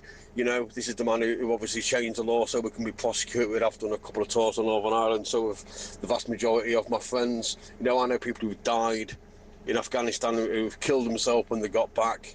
I mean, this man absolutely loathes everything about the military, and he probably thinks it's some part of colonialist Britain and all this type of stuff which the left is banging about. They're just absolute idiots, man. They really are. They haven't got a clue. These people won't pick up a rifle. Not one of them. Not one of them, because they haven't got their testicles. Great show, Mark. Sean, thank you for your voice note. Keep them coming. Now, we've got another developing story at 7:22 on Talk Breakfast, and the Prime Minister, Sir Keir Starmer, has reportedly vetoed plans for a fresh attempt to reform Britain's welfare system as Downing Street seeks to avoid another confrontation with Labour MPs. The Department of Work and Pensions has been told it will not be given time in Parliament to introduce any new changes to the benefit system until next year at the earliest. Now, this decision makes it less likely that any controversial reforms to the welfare system will be implemented before the next general election due in 2029. Let's get reaction now from one of the country's most trusted economists, Paul Johnson, former director at the Institute for Fiscal Studies. Good morning, Paul. Great to see you. Good morning. Well, this is a challenge for the Prime Minister. This government tried to do the right thing by looking again at some aspects of benefits for disabled people last year. He was thwarted by his own backbenchers. And the theme continues. This is a government that's not really able to tackle the sheer scale of the benefits bill. Yeah, it's particularly this issue around benefits for people with disabilities and health problems. Actually, the rest of the benefits bill is not particularly going up, but that benefits bill for people claiming disability benefits is going up at an astonishing speed. I mean, we are seeing literally twice as many people each week coming forward to claim these benefits now as we did pre-COVID. We are spending tens of billions of pounds more than we were before. There is clearly, as it were, something going on, something going wrong. But in any case, the review that's happening is only constrained to make sure that the bills doesn't go up any faster than it is already. There's no actual even attempt to save money. And of course, if we're not going to have legislation, then we're not going to have any serious change. Indeed. And Paul, I'm sure you'll share this view. My heart goes out to anyone that has a disability. But the bottom line is there needs to be some recognition of the scale of the welfare bill as it stands. And as you say, the terms by which some people receive benefits for a disability. The country's broke. We're living beyond our means. This just isn't sustainable. Well, as I say, particularly that disability benefit bill, it's not sustainable. And we're increasing spending by more than a full percentage point of national income. That's more than £30 billion.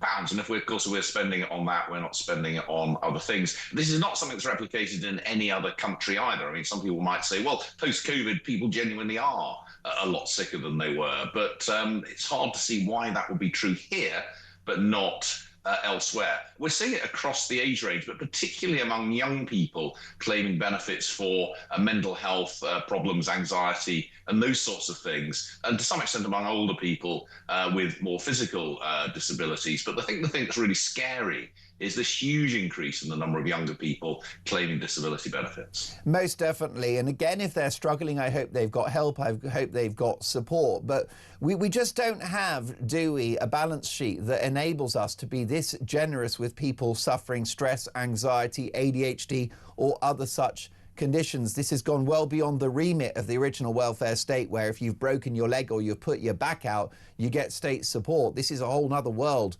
of public spending. Well, frankly, the system was not designed to do what it's doing at the moment. I think it's one of these many areas where legislation was passed with one thing in mind, but it has been interpreted, and it was written in a way which allows it to be interpreted to do other things. And I mean, in terms of the way the welfare state was created, I mean, there were no benefits like this back in 1948 when the Beveridge report was introduced. In other words, disability benefits of people who could still be in work. This was an entirely new system actually introduced in the last 30 or 40 years, and then it keeps being revamped in an attempt to control it, but actually turns out to become more expensive year by year. Is it an unreasonable feeling on the part of some of my viewers and listeners, Paul, that the taxpayer is being scammed? Well, I don't know about being scammed. I mean, people do tend to some extent take advantage of things they can take advantage of. I think it's also worth saying that one of the reasons that the disability benefit bill is going up is probably that actually other elements of the benefit system for particularly younger people who are out of work really aren't very generous at all. So unemployment benefits, for example, are still at their same level in real price adjusted terms as they were 50 years ago. And of course, over that period, average earnings of something like trebled. So there is a sort of increasing reason to find a way to get onto these benefits, because it's increasingly hard, particularly for some groups, not all groups, but for some groups, to live on the standard out-of-work benefits. Well, that's right. Given the scale of the welfare bill that this country faces, and we've got this deficit, more is going out than coming in at the moment, growth is anemic. Do we need a recalibration of our welfare state so it's once again focused on those who provably need state support? You know, I just wonder whether the entire political establishment, Paul, need to wake up and smell the coffee and understand that the country's broke. Well, I think there are certainly things that it would be helpful to make changes to. And if we're looking at the welfare state, I mean, you could be talking about the health service, you could be talking about pensions, you could be talking about social care. So there's whole elements of that which could be looked at. And you're absolutely right. We are in a very different position now, where taxes have increased over this decade to a level which we have never seen before. I mean, literally never seen before. And they've increased by an enormous amount. So this decade, historians looking back from the 2050s will look at the 2020s and say that was an historically extraordinary decade in the UK. Public spending and taxes rose by something like £150 billion a year over that decade. Now, the taxes are rising partly because of this disability benefit bill. They're rising partly because we're increasing spending on defence. They're rising partly because of an ageing population, and particularly because of increasing spending on health. And we need as a country to come to an agreement about what is the size and purpose of the state. Are we happy with taxes at this level? Are we happy with them rising further as the welfare state continues to grow? Or do we want to change that settlement, both in terms of the welfare bill, but also in terms of other parts of our spending? Paul, you've always been resolutely politically neutral, so I won't drag you into the hornet's nest of party politics, but I will just humbly suggest that it's not inconceivable we may have a new Prime Minister within this calendar year, given the current pressures facing the Prime Minister.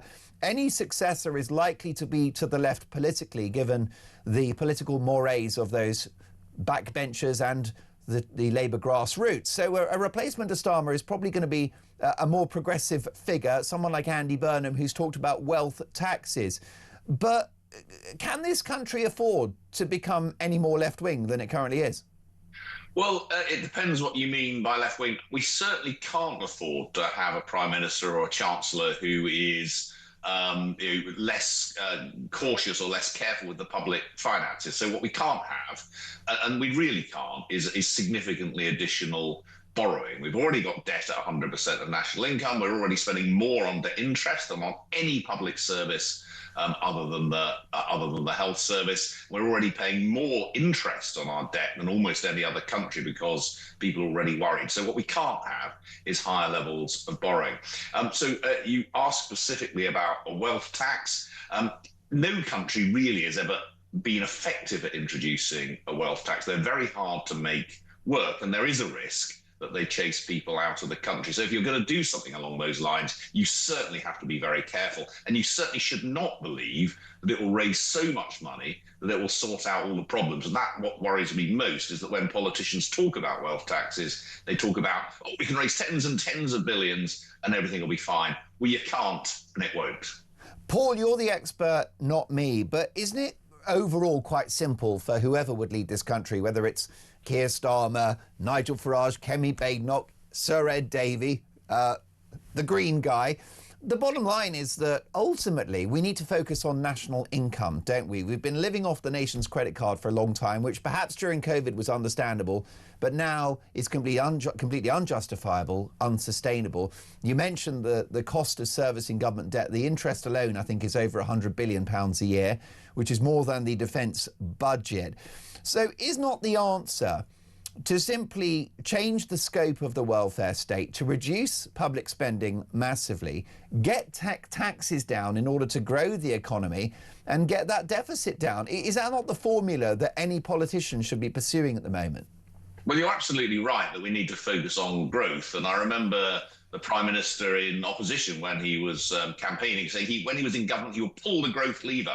Well, he hasn't found the growth lever yet. And absolutely, we need to increase economic growth. It's very easy to say, let's massively cut public spending. It's really hard to do. I mean, not just because it's politically difficult, though it is politically difficult. But if you look at the big spending, are we really going to cut spending on the health service? Are we really going to cut pensions? Are we really going to cut spending on defence? I think these are really hard things to do. Now, there are things we know we can do to increase growth. We can reform the tax system, and my goodness, it needs reform. We need to sort out the planning system. There are definitely bits of the welfare system that need changing. We need to invest more in particularly roads and other bits of transport infrastructure that will make a difference. I think simply saying, let's slash spending, well, it's easy to say, much, much harder to do. Do you think the political establishment are being dishonest with the public? Are they concealing the perilous situation that we're currently in?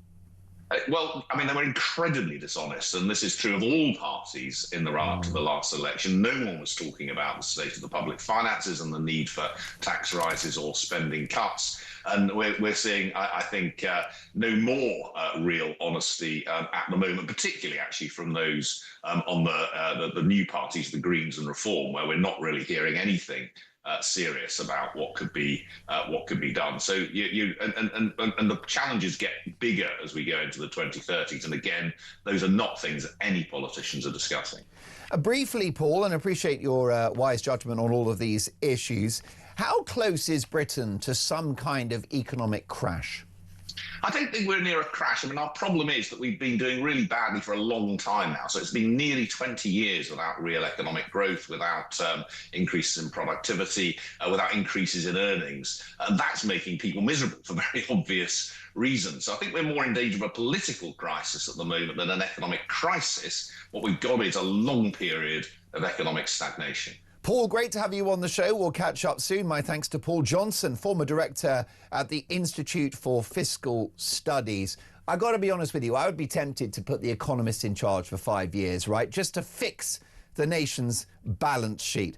We do need a major overhaul of our benefits system. It's got to be there as a safety net, not a lifestyle choice. But I take Paul's point that changes to welfare spending are complex and politically difficult. Let's get a voice note from Andy on the veterans. Andy, over to you. Good morning, Mark. It's Andy from Hull.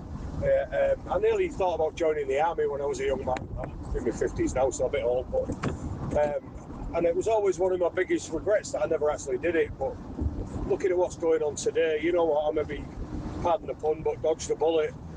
And just hang in there, people, hang in there. What a lovely voice note, Andy. Thank you for that.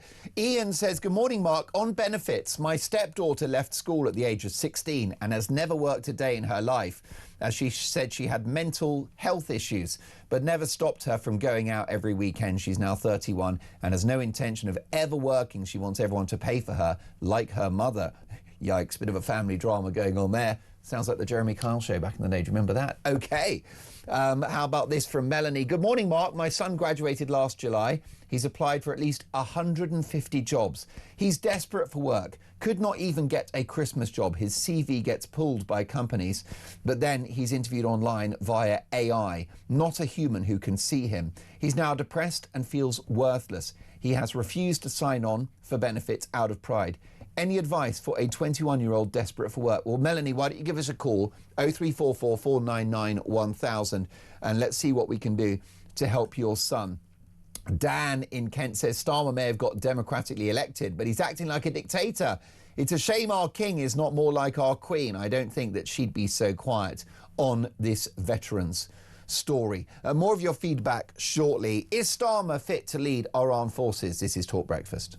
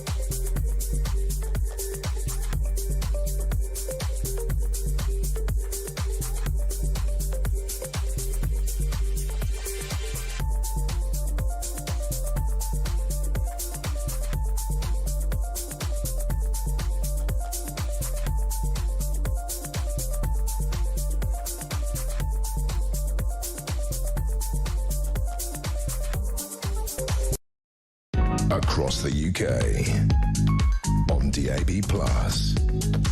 on YouTube, on your mobile, and on your side. This is Talk.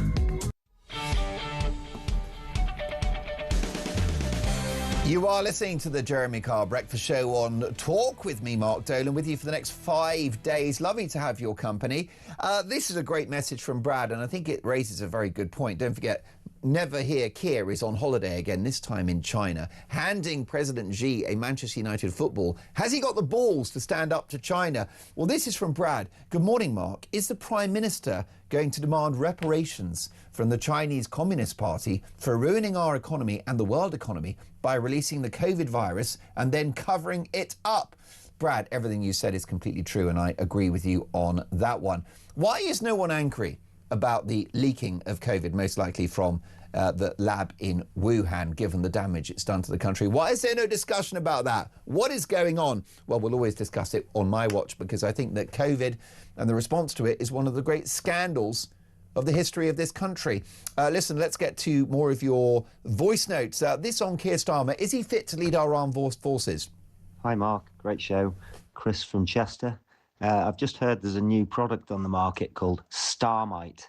You either love it or you hate it. You'll love it if you're a benefit claimant, a city dweller, you're lazy with 6 kids, you're 16 years old, you're an Islamist, you're a Palestinian, you're a university lecturer, illegal migrant, you're out of work, you're in the public sector, you're a Chinese spy, you're a trans woman, you're a renewable energy importer, a rubber dinghy supplier, you're going to love Starmite. You won't love it. You'll hate it if you're a military veteran, you're a farmer, you're a pub owner, you're employed, you're Jewish, you're a pensioner, you're a rural dweller, you love the UK, or you're a business owner. It's available from Just Eat and Deliveroo, plus all good Turkish barbers. All you need to do to get your discount is just claim asylum when ordering. Great show. I tell you, Chris, I cannot match that. That was an outstanding and beautifully put together voice note, which I think we might have to replay later because it was that good. Lovely job, Chris. Have an excellent Thursday. Donald Trump last night issued a chilling threat to Iran: make a nuclear deal or face an overwhelming military onslaught. He's been talking about a beautiful armada of warships heading towards Iran. Let's take a listen to the leader of the free world. And in June, we obliterated Iran's nuclear capacity in Operation Midnight Hammer. You saw that. People have been waiting for 22 years to do that, and we were right at the end. They were about a month away from having a nuclear weapon. We had to do it. And by the way, there's another beautiful armada floating beautifully toward Iran right now. So we'll see. I hope they make a deal. I hope they make a deal. They should have made a deal the first time they'd have a country. Well, there you go. That is Donald Trump speaking to supporters in the last 24 hours. Let's get reaction from a very good friend of mine. One of the most published historians in the history of this country, broadcaster and author Martin Whittock. Good morning, Martin. Good morning to you. Your reaction to Donald Trump's beautiful armada of warships? Well, we clearly do know that led by the aircraft carrier Abraham Lincoln, USS Abraham Lincoln, there is a very large US task force heading towards the region. The question is, what can it achieve? Earlier in the month, the Iranian regime cracked down appallingly, murderously against protests, killing thousands and thousands of people. And the Americans found it very, very difficult to stop that. They threatened it, of course. But of course, ultimately, they would like, and many people would like, understandably, the Iranian regime to go and to be replaced by a democratic elected one. But it's very, very difficult to actually create regime change against such a regime that is so entrenched, with its Revolutionary Guard Corps at all levels, for example. Very, very difficult to do that externally without boots on the ground. There's absolutely no way after Iraq, next door to Iran, the Americans are going to do that. So the next thing is what to do about the Iranian nuclear program. Now, Trump, on the clip you just played, referred to the so-called 12 Days War in June 2025, when the USA, in support of Israel, struck at Iranian nuclear sites. But the jury is still out amongst the intelligence community as to how much damage was done by that. A lot of damage was done by that, certainly, and it certainly set back. But there's plenty of evidence that it did not go as far as the Americans hoped. And even if it did, there still is the fear of enriched uranium being hidden in deeper sites and the Iranians continuing to enrich it. So it clearly did a lot of damage back in June, but it is difficult to imagine how a task force, even one as powerful as the one headed by the USS Abraham Lincoln, is likely to affect regime change. That's not going to happen. But also, can it really degrade the Iranian nuclear program to the extent necessary to stop it? And that really is very, very difficult to imagine at the moment. So I suspect what Trump is hoping for is the Iranians to come to terms even more than in the past. But it's been difficult to hold them to that in the past. So we really are in an escalating, developing situation now where the end game is not absolutely clear, although many, many nations would want to see regime change, and many, many nations, including the neighbors of the Iranians, would want to see its nuclear program ended. But the end game is rather difficult to kind of guess at the moment. Could Donald Trump's belligerent approach backfire? Are we heading towards all-out war? I think not, because over the last 3 years, the Iranians have been severely degraded. Their allies, Hezbollah, Hamas in Gaza, the Houthis, have been severely weakened, particularly by Israeli action since 2023. So it hasn't got the reach it used to have. And their economy is shot to pieces. Yes. The Iranian economy is a disaster area. It hasn't got the same alliances that it used to have in Syria, for example, since the fall of Assad. And its economy is in chaos, largely because of sanctions, but also because of the mismanagement of the Iranian government and the diverting of resources to its own nefarious ends, including the Revolutionary Guard Corps. So it is in a terrible state. So I think it is not in a position to actually do the kind of damage it might have done 5 or 6 years ago. I suspect the Iranians are very worried this morning, even though, as I say, the ability of the US to cause regime change is limited, even though its ability to actually completely stop the nuclear program is, I think, limited. Nevertheless, they are much weaker than they used to be, and the Iranians must be watching this. The Iranian regime, I should say, because the Iranian people are a very different phenomenon to the Iranian regime. The Iranian regime must be watching this with some concern.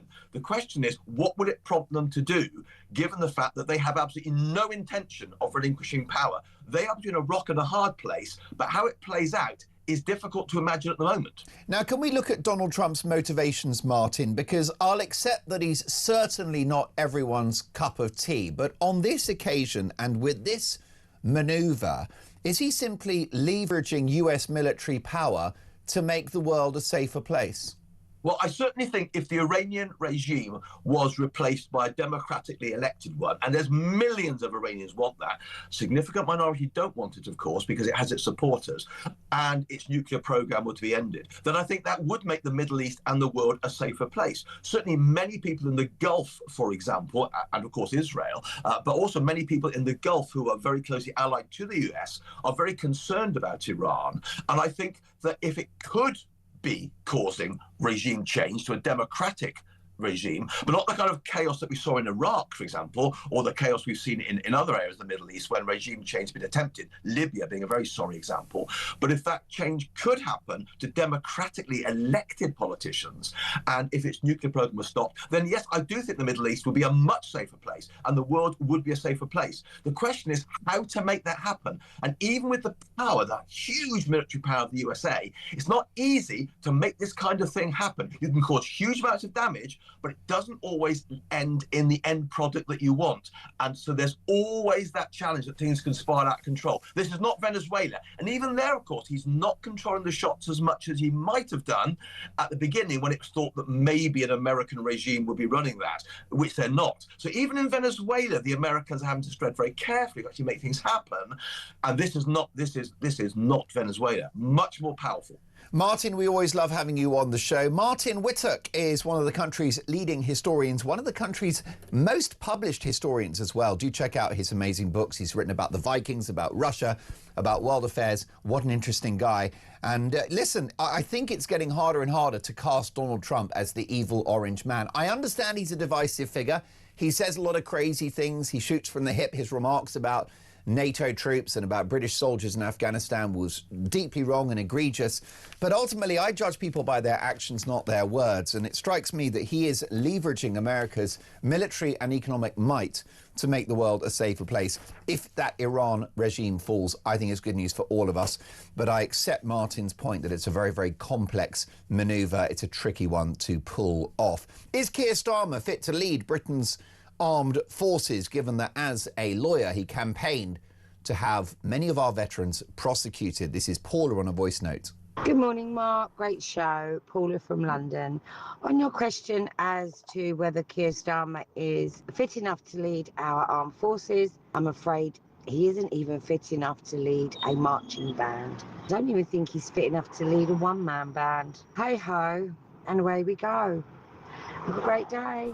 Paula, you have a great day as well. Thank you so much for that brilliant voice note. Your name is Paula. I called you Paul, which is a big mistake. But it's not a problem if you're a cop in 2026, because this will absolutely astonish you. There is a police force that is allowing suspected criminals to choose their gender. That's next.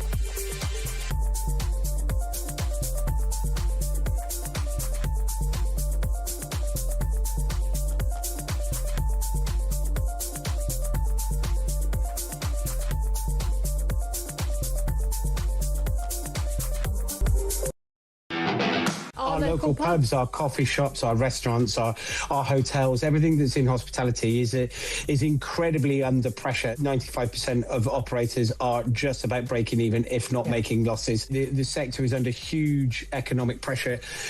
It is a culmination of things over the last 5-10 years, post-COVID, pre-COVID, post-COVID, of issues that have dropped into it.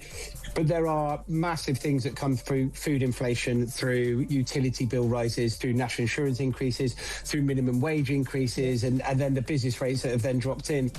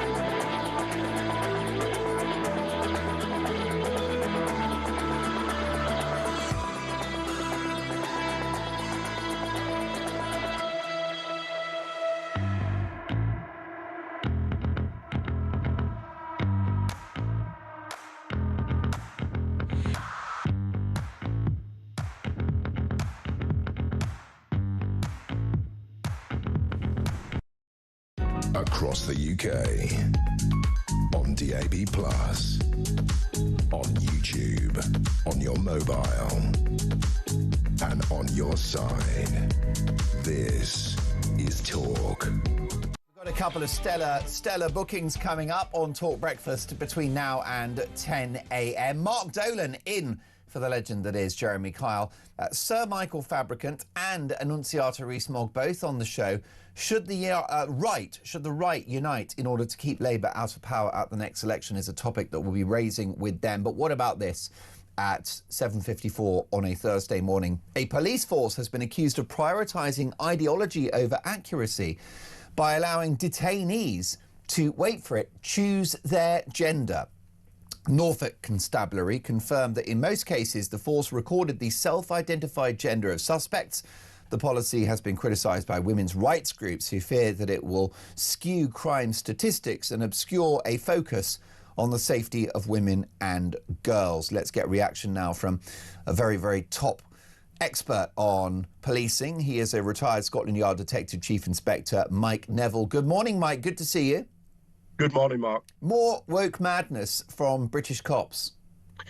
It is more woke madness, but as you highlighted at the start, it isn't just about woke madness. One, it skews the crime statistics. One, then it ruins the intelligence picture. If people are trying to work out who is doing these assaults, where should police officers be deployed? And then the worst thing of it really is when you have somebody who's accused of rape, they go to trial and the victim hears the judge and the barrister refer to them as she. And what, you've already gone through all that trauma, and then you've got to listen to this nonsense as well. So it has real life consequences. And when are we going to start abiding by the High Court ruling about biological sex? The public sector all over seems to be railing against this. The NHS, the police, they've been told what it is and they don't like it, so they're carrying on. So they need to be told again, there are men and women, and that's the end of it. Most definitely. It's a slander on women, isn't it? When you see a headline going, woman rapes so-and-so in Park, woman exposes her manhood in Park. I won't go into too much detail because there might be kids listening, but it's an insult, a libel on all of womankind. It really is, and it makes women less safe. There's already too much violence against women and girls, and this sort of nonsense. When the police are focusing on this, they're not focusing on catching the real criminals. They're not focusing on real crime. And this is what's been happening over about the last 2 or 3 decades, the police have been focusing on all the wrong things, wokeness and all its various forms. And the result of that is that crime is really out of control, as people see every day with their lives. Most definitely. I mean, we've had it in the NHS, Mike, where people have been admitted into hospital saying they're a woman, and that's actually a medical problem because, you know, it's helpful to know the anatomy of someone before you operate. And it's the same issue when it comes to crime. The police need to know someone's gender, and it has to be a black and white fact as to whether it's a man or a woman when you log the alleged crime.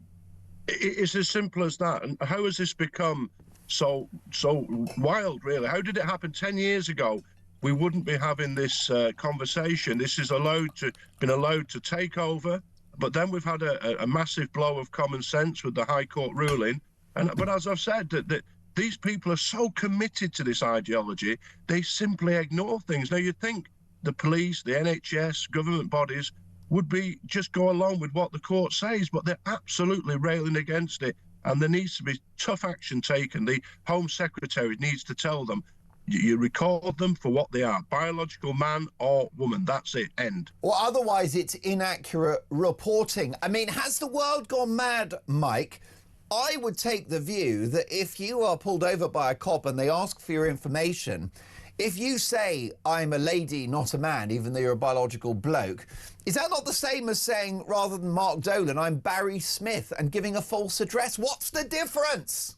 No, absolutely.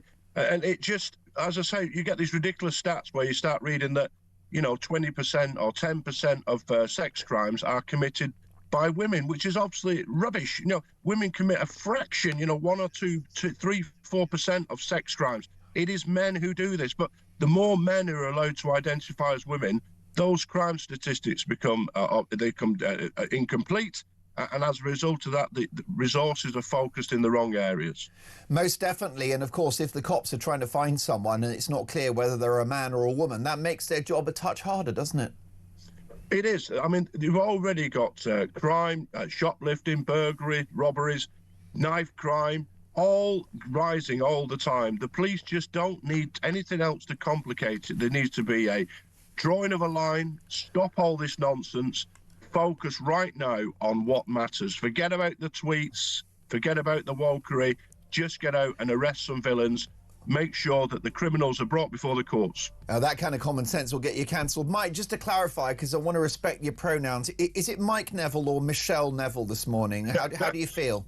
Well, when I went to school in France for a short while, so I suppose it was Michelle for a little while. There you go, but you always were a boy and always will be, and you talk a lot of sense. Mike, what a star you are. We'll speak very soon. Mike Neville, retired Scotland Yard Detective Chief Inspector. Sir Keir Starmer spent his career as a lawyer trying to get veterans prosecuted. Is he fit to lead our armed forces? Also, do you think the right should unite to keep this Labour government out of power at the next election? I'll be asking a Tory grandee. So much to get through. This is Talk Breakfast. Don't go anywhere.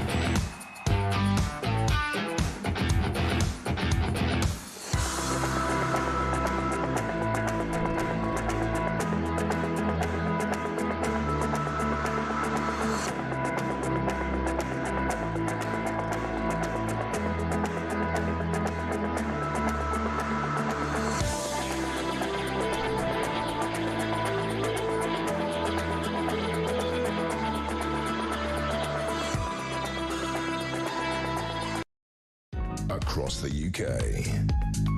On DAB+, on YouTube, on your mobile, and on your side.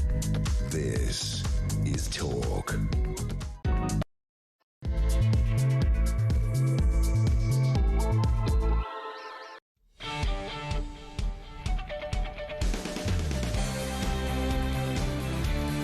Three minutes past 8, top of the morning to you, one and all. It's Mark Dolan in for the brilliant Jeremy Kyle. It's a 5-day run. It is today right through until Monday. Lovely to have your company. Thank you for having me. And this morning at 3 minutes past 8, a simple question. As he pursued legal action against military veterans as a lawyer, and with the reopening of cases against Northern Ireland soldiers, is Sir Keir Starmer fit to lead Britain's armed forces? My phone number is 03444991000.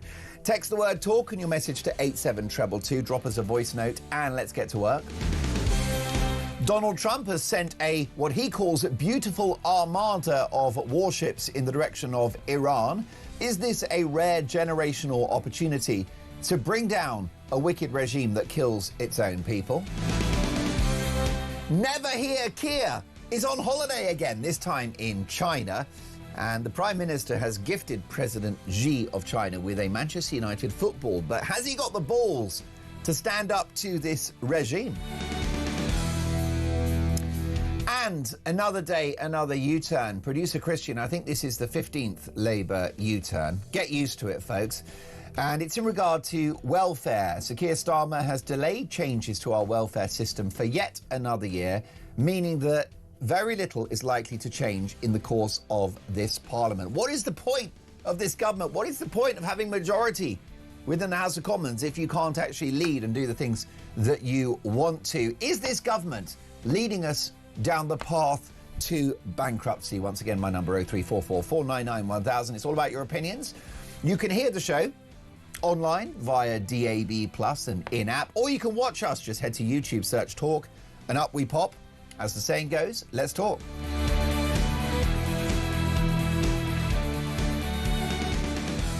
So is Starmer fit to lead the military, given that he campaigned for so many veterans to be prosecuted? Yvonne says, good morning, Mark. Starmer's not fit to run a bath, let alone this once beautiful country, which he is destroying. But don't panic, because China will save us, not. Carol in Shoreham by Sea says, good morning, Mark. Surprised to see you today. Starmer is not fit to lead a conga line, let alone go anywhere near our wonderful armed forces, especially now that he's been shown to actually work against our veterans. Stop this insanity, please. Dan in Staffordshire has said, good morning, Mark. Great show. So the Prime Minister Pinocchio has gone to China and given them a Manchester United football. Now, is this another flip-flop moment? As everyone knows, he's an Arsenal fan. That will go down well with the fans of the team that he's supported all of his life.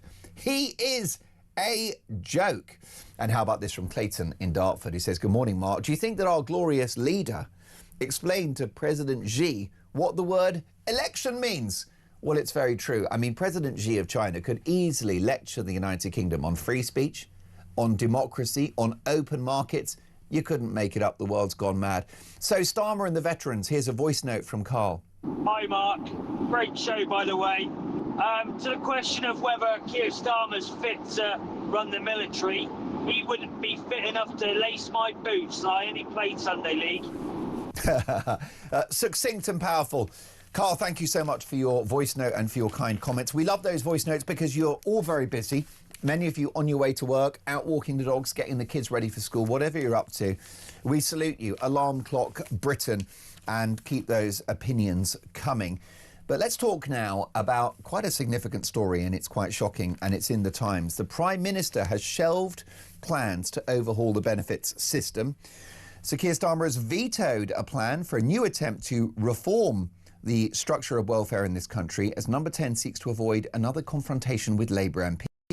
The Department for Work and Pensions has been told it will not be given time in Parliament to introduce any changes to the benefit system until next year at the earliest. The decision makes it far less likely that reforms to welfare will be implemented before the next general election due in 2029. So what that means in plain English is no reform of our welfare system and of the spiralling benefits budget. That's a problem for Alarm Clock Britain, because you get up in the morning, you work hard, you pay your taxes to bankroll those who are sat at home, mainlining Domino's Pizza, watching Sky TV and guzzling Iron Brew, or what other potion they currently enjoy. Let's get reaction now from quite an icon of Conservative thought. He is an ex-Tory MP, Sir Michael Fabricant. Good morning, Sir Michael. Good morning, Mark. How are you? I'm very well indeed. And once again, Labour kick the issue of the spiralling welfare budget into the long grass. Well, this is £100 billion or more that we're spending on welfare, which could be spent on education, on our ailing NHS, and so many other different things, including defence. Of course, we're never going to save all 100 billion, but it is spiralling. It began to spire, of course, during the COVID crisis, but that's what it did everywhere throughout the world. But it started to be being cut back again. And really, this is just a demonstration that Keir Starmer is running scared. He's running scared of his own backbenchers. It's remarkable, actually, that this is a government with a gigantic 140 majority, and yet he can't get legislation through. Why? Because he is running frit. He runs frit of Prime Minister's Question Time. He is running frit now of his backbenchers. And of course, as we know, he was running frit of Andy Burnham too. Well, indeed, the problem you've got is that so many of his backbenchers are incredibly left-wing, Sir Michael. That's right, and that's one of the problems poor old Wes Streeting is facing. He wants to reform the NHS and make it into a far more effective and efficient organisation, just like all those years ago, Alan Milburn, remember him? Of course. He was Secretary of State for Health. He had the backing of Tony Blair, but his backbenchers, including ministers as well, like Gordon Brown, wouldn't allow it. The trouble is, no matter how reforming a Prime Minister you may have in Labour, and I don't think, by the way, Keir Starmer is reforming at all. But no matter how reforming you get a Prime Minister in Labour, his backbenchers are always the old left-wing trade unionists. And, you know, they really just don't understand and don't want people who actually go out and work hard, like you were saying, Mark, getting up early in the morning, getting out to do work. They don't actually support those people at all, probably because they never had to do it. Well, this is it. You're an experienced parliamentarian, but you're also an entrepreneur as well, and you've built successful businesses prior to entering politics. So you know what a balance sheet looks like, and you know when there's more going out than is coming in. This country is heading down a very dangerous road, and it's a big problem for my viewers and listeners, but we're not financially viable, are we? Not at the moment, we're not, and especially if we're not going to tackle certain things which are tough. And that means not only our burgeoning welfare bill, which is one of the highest now in Europe, but also the crossings, the illegal crossings of the English Channel, migration. Yeah. You know, the Conservatives came up with a half-decent plan, which was Rwanda. They didn't even have it in effect, but people started leaving England and moving, this is to say, illegal migrants left England to move across to Ireland. You'll remember there were major demonstrations in Dublin, Cork and other big cities in Ireland because of these people running scared from England, and it actually stopped, to a large extent, the boat crossings.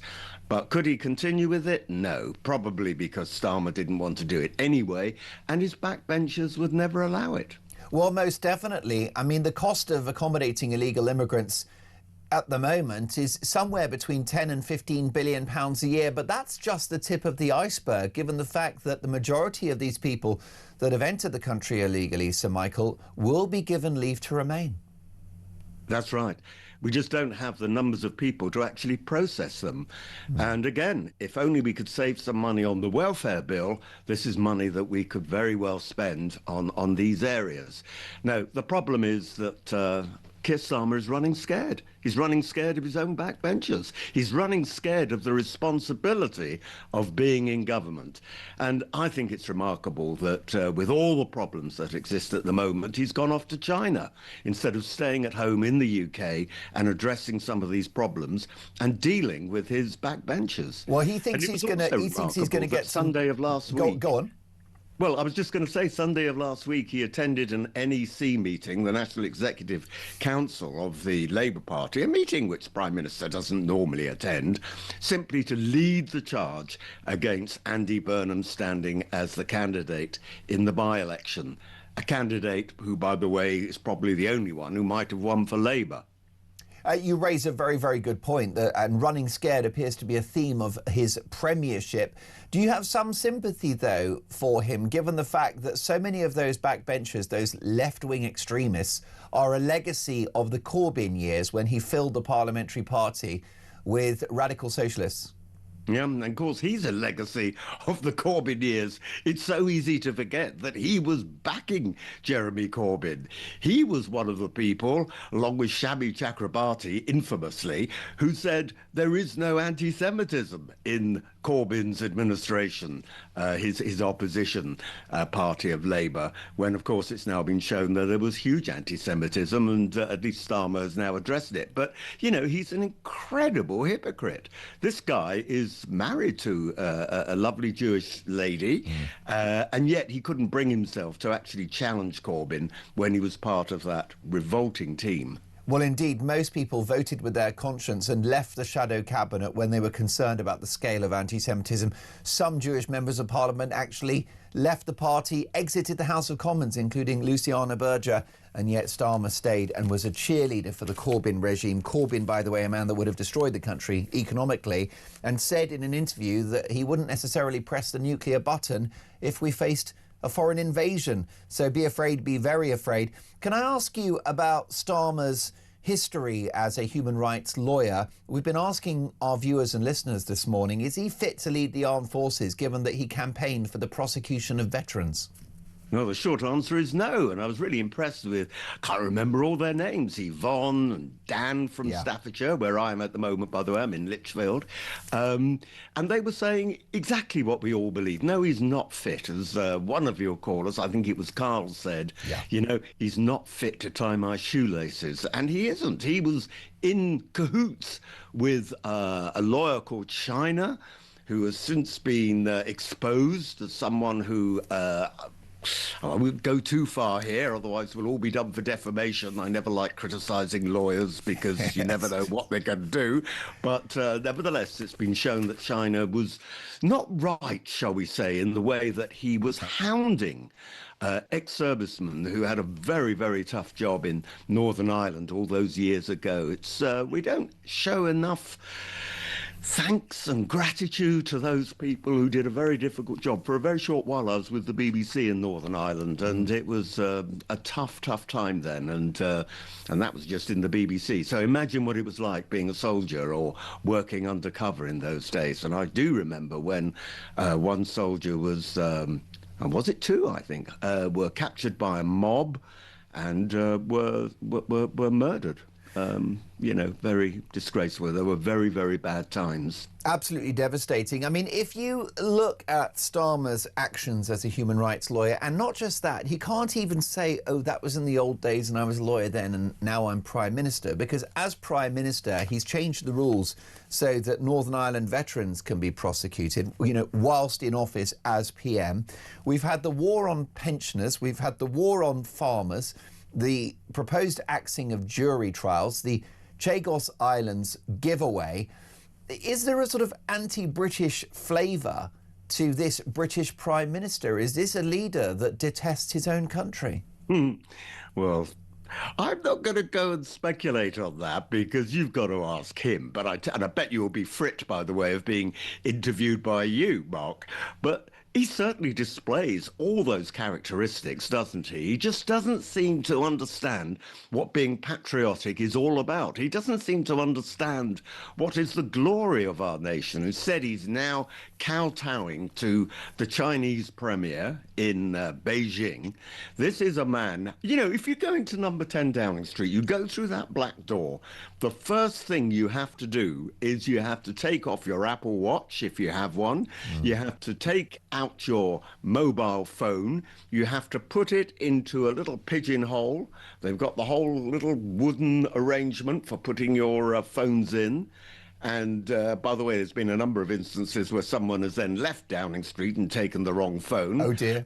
But all because of Chinese spying that is going on. China is a hostile nation to the United Kingdom. And, of course, he's kowtowed again, he's frit again, by giving permission for this incredible embassy in London. It'll be the biggest embassy of any country anywhere in Europe, bigger than the US embassy, and it's going to be right by the City of London and adjacent to all those fibre optic cables which carry important sensitive data which China would so much like to get its hands on. And this, you know, he has said this morning, Keir Starmer, oh, yes, of course, I raised the question of human rights. Yes, he will do it in a perfunctory way so he can tick a box. You can't have a discussion because China will say, look, you run your country, we'll run our country. No, it is a disgrace, and he's a disgrace. Just very briefly, a couple of seconds if you can, Sir Michael. Graham in Milton Keynes has messaged the show. He says, good morning, Mark. What's the betting that Sir Keir Starmer... Oh, sorry, what's the betting that the football Keir Starmer presented to President Xi was made in China? Highly unlikely it was made in the UK. And Richard in Crowborough, good morning, Mark. Our country is broke, and the first thing Starmer should have done when he landed in Beijing was slap an invoice for £500 billion on Xi Jinping's desk, our portion of what they owe for infecting an entire planet with COVID. But forgive and forget, COVID is the elephant in the room when it comes to Anglo-Chinese relations, isn't it? Yeah, I think it's almost certain now that it originated in China. Whether it was a deliberate release, I doubt, because actually many Chinese suffered, as we know. In fact, the original doctor who picked out the fact that it was a very dangerous disease, he then subsequently died of it. But yeah, they owe us a lot. We certainly don't owe them anything. And this is the wrong time for Starmer to be going and kowtowing in China. Sir Michael, what a treat to have you on the show. Look forward to speaking to you soon. Former Conservative MP, broadcaster and political consultant. Let's head over. Are we going to College Green? Yes, we are, in Westminster. I'm delighted to welcome the Shadow Home Office Minister, Matt Vickers MP. Good morning, Mr Vickers. Welcome to Talk Breakfast. Good morning. It's good to see you on the show. We've been having a conversation this morning on Talk Breakfast about whether Sir Keir Starmer is fit to lead the British Armed Forces, given that he pursued legal action against military veterans as a lawyer and has changed the rules as Prime Minister, via which veterans of Northern Ireland can be prosecuted. What's your view on that? Do you know what? I don't think anybody's surprised, actually. Disappointed, disgusted, actually, but not surprised to hear this. You've seen what happened. I mean, this is a guy campaigned against the deportation of foreign criminals. We've seen what he's doing now in terms of legislation and taking away the protections the last government put in place for Northern Ireland veterans. People who put their lives on the line to protect this country, now pensioners, being harassed and dragged through the court. It's entirely unacceptable. I completely agree with you. I have to say I can offer no defence to that policy. Your boss, the Leader of the Opposition, Kemi Badenoch, made a keynote speech yesterday. What were the headlines for you? I think it's about setting out our pitch. Do you know, Kemi's been very clear. The previous government made mistakes. She's told people that they don't want to get on board with what we're trying to deliver. You know, there are other options out there, but the reality is we've got an agenda, we've got a proper plan. We aren't just tweeting things and issuing press releases. We've got a formal plan on how to control our borders. We've got a formal plan on how we put our economy in a better place. This party, this Conservative Party, is about supporting those people who work hard and who do the right thing. Whereas other parties in the mix, you know, you've got Reform, you've got Labour, both of whom want to increase the amount that's spent on benefits, both of them looking at nationalising things left, right and centre, neither of them providing costings for all of the things that they happen to pluck out of the air. We're the guys who've got a real formal plan. We're going to deliver it, and we're going to be on the side of those people who work hard, create jobs and deliver economic growth. Now, it's my understanding, Matt, that you had lunch with your boss, the Leader of the Opposition, Kemi Badenoch, yesterday. What is her mood? Is she concerned about the huge support now for Reform UK? I think Kemi's took on what is a challenging job. She's determined to get on with it. We're making that pitch to the British people. She's got a very clear clear sense of where she's going and what that direction needs to be. She's looked at what the challenges are in the country. She's looked at what the lessons we had to learn from the last election, and she's getting on with the job, and I'm fully behind her all the way. She's a robust Conservative to her core, isn't she? The problem is many of your colleagues on the back benches are not. I don't think that's the case. Everybody has signed up to Kemi's agenda. The one thing with Kemi is she's got backbone. She's looked at what's wrong with this country. She knows how to deliver it. You don't have to agree with her on everything, but you always know where she stands. She's the woman who's on the side of those hard-working people. She's the sort of leader this country needs at the moment. What we're seeing in number 10 is nothing short of a disgrace. He's kowtowing to China now. He's out there doing anything that's against the national interest. The problem with sending this never hear Kia abroad is you never know what he's going to give away. We saw it with the Chagos Island. We saw the cost to the British taxpayer. Everybody who works hard in this country, the harder you work, the more he's taking off you. If you don't work, you're getting ever more in benefits. It's all going the wrong way.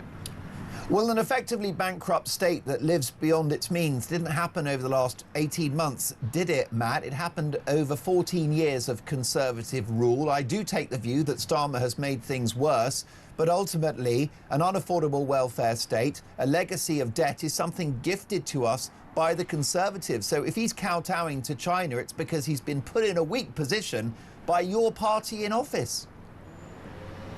If you look at what's happened to our economy, there are three things that cause taxes to go up in this country. One of them is a war, another is a pandemic, and the other is a Labour government. They are taxing us to the hilt, unbearable levels of tax on businesses. Actually, under the last government, we saw near record levels of employment. Inflation was on target. We were moving forwards. People had jobs. We're now in a position where there are 21% more people unemployed. 21%, that's people's lives, people who aren't able to provide for their families, who aren't able to fulfil their ambitions and live their lives as they might wish. It's not just a little bit worse in this country at the moment, it's a hell of a lot worse. Businesses closing at the fastest rate since the world economic crash. Look at the hospitality sector. You saw this sticky plaster that he was dishing out yesterday. That sector before the election, under the last government, 18,000 jobs were created in hospitality. Since this government came to office just 18 months ago, 111,000 people have lost their jobs in that sector. 2 hospitality businesses closing every day. This economy is in free fall at the moment as a result of decisions being made in number 10. And Matt, we'll go rapid fire now if you're able to. The Prime Minister very proudly announces a deal with China on small boat parts, arguing that a large percentage of those dinghies and those small craft are actually Chinese built. Will this stop the boats?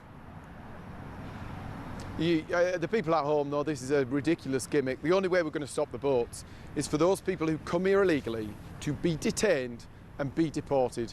We've done the homework. We know how we need to leave the ECHR.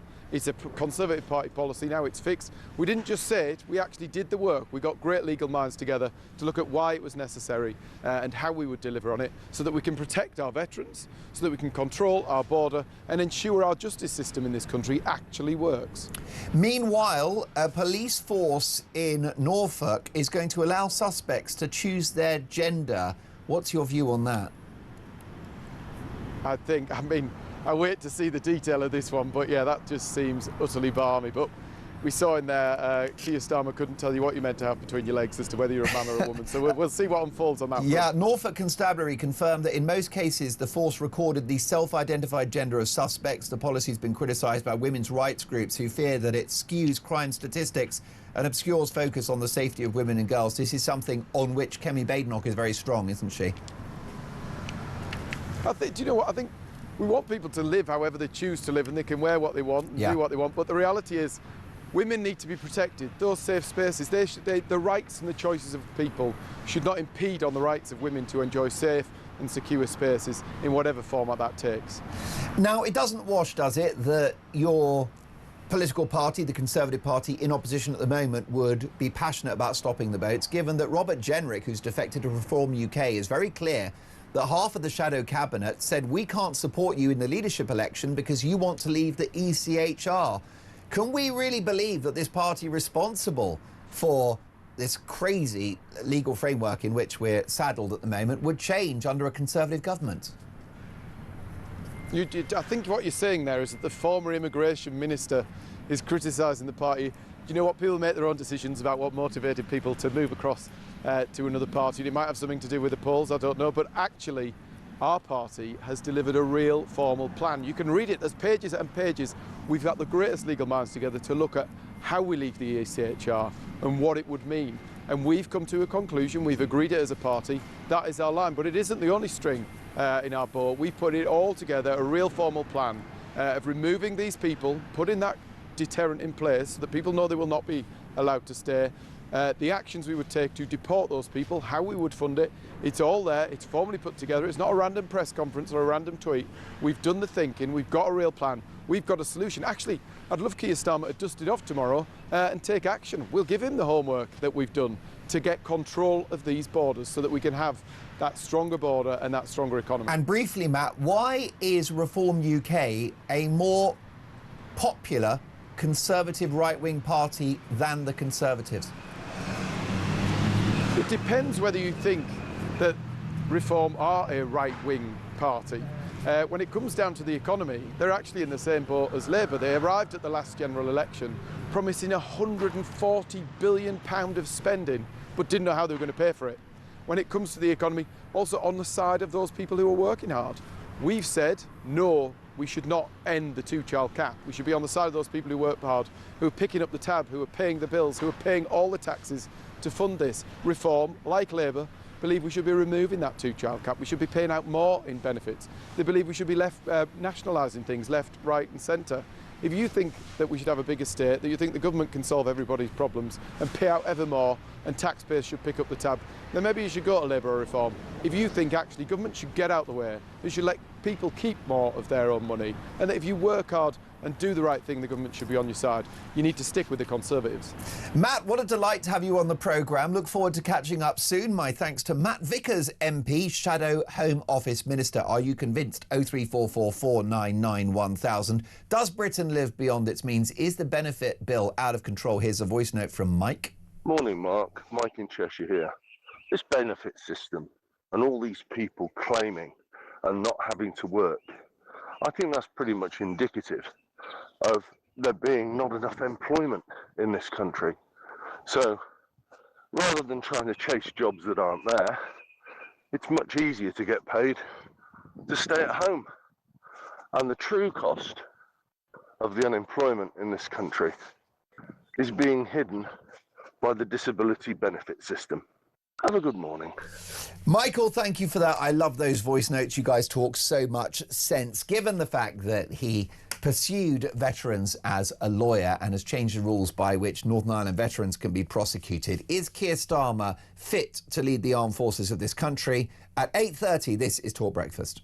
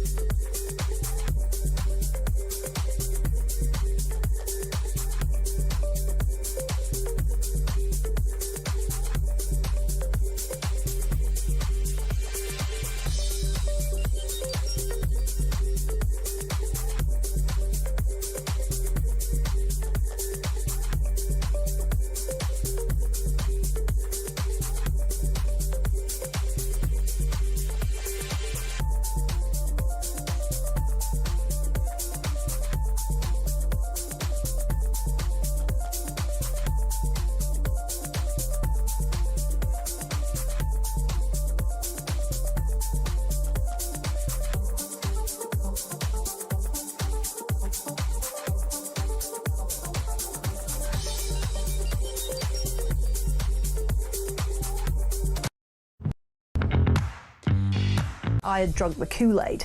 I believed that doing more business with China was going to be good for both of our countries. As I got more senior in the government, I saw what a massive security threat China was. It was particularly under the Boris government. We were forced by the Americans, by the then first Trump administration, to rip out the Huawei components. And it's clear that China is trying to infiltrate our system. You know, we've had spies in Parliament. We've now had this spying scandal in Number 10. Across the UK, on DAB+, on YouTube, on your mobile, and on your side. This is Talk. It is 8:33. You're listening to Talk Breakfast. Mark Dolan in for Jeremy Kyle for the next 5 days. Lovely to have your company. And the Prime Minister, Never Hear Keir, is on holiday again, this time in China. He's handed over a Manchester United football to President Xi of China. But has he got the balls to stand up to this regime? Well, here he is speaking about his talks with the Chinese leader. We had a very good, productive session with real concrete outcomes, and it was a real strengthening of the relationship, and that's in the national interest because, of course, there are huge opportunities here in China. It's the second biggest economy in the world, and that's why we've got such a big business delegation. A lot of the discussion was about how we open up access for those opportunities, focusing, as I always do, on how is this going to be delivered back in the United Kingdom, how does it benefit people back at home. And we made some really good progress on tariffs for whisky, on visa-free travel to China, and on information exchange and cooperation on irregular migration, focusing particularly on small boats and engine parts. Oh, there you go. More shifting of the deck chairs on the Titanic. There's Starmer with thin gruel following his visit to China. Let's get a voice note on the Prime Minister. This is Alan. Good morning, Mark. Alan from Swansea here. Starmer is not fit to run this country, full stop. What he's doing, he's feathering his nest, ready now when he's kicked out of government, which won't be too long, hopefully, and he'll be on the world stage and in a cushy little job, £1 million a year, little human rights lawyer. How on earth can you be a man and put yourself before this great country? So run this country into the ground for your own disgusting needs, prosecuting our veterans. It is absolutely appalling. People need to wake up and get this character out because it's disgusting. He is a despicable man who should hang his head in shame, but he's got no moral compass and no conscience. Keep up the great show, buddy. Shut up. Alan is not pulling his punches. Alan, thank you for your voice note. Of course, the Prime Minister will argue that he's got a mandate to change this country. He will argue that he's taken over following 14 years of Tory misrule, a broken economy, broken public services, chaos in the courts, and much besides. He will argue that his government's plan is to improve Britain dramatically, and that will be achieved. It's all about opinions, isn't it? 03444991000. David in Hertfordshire says, good morning, Mark. As always, Never Hear Keir is guilty of the same usual crimes. The way he treats our veterans is sick and appalling. He needs to go. My dad would turn in his grave to hear about this today. No one voted for a communist country, so he should do one and resign and call a general election. Gillian says, good morning, Mark. Let's hope that every time Starmer turns up to the military, they'll turn their backs on him, especially at the cenotaph. Also, we've got an unnamed texter. Mark, if the government were to ask us to go without for a year to turn the economy around and save us from a crash, I would do it as I do in my life now. The people have no shared vision. Well, I got a very moving message from one person that was listening to the show whose son cannot get a job, right? Talented young lad, 150 applications. All he gets is AI checking the CV, and that's where the trail goes cold. Tina says, good morning, Mark. Tell the young lad looking for work to check the agency that he's with. They are forwarding his CV to companies. My youngest had the same problem, but when he applied directly to the company, he got the job. And the company told him that they'd never received his agency application. Good luck to that lad, says Tina. and she is a mum of 4. Listen, I'll get to more of your feedback very shortly. So much to get through. Is Starmer fit to be the leader of Britain's armed forces? This is Talk Breakfast.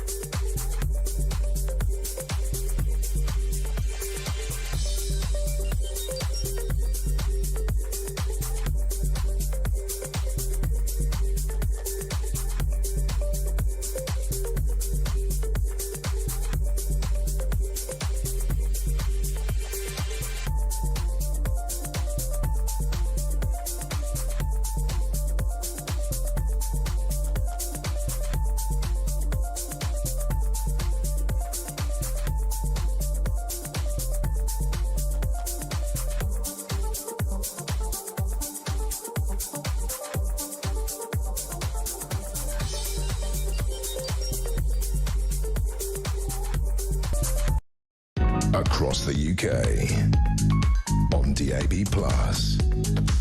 on YouTube, on your mobile, and on your side.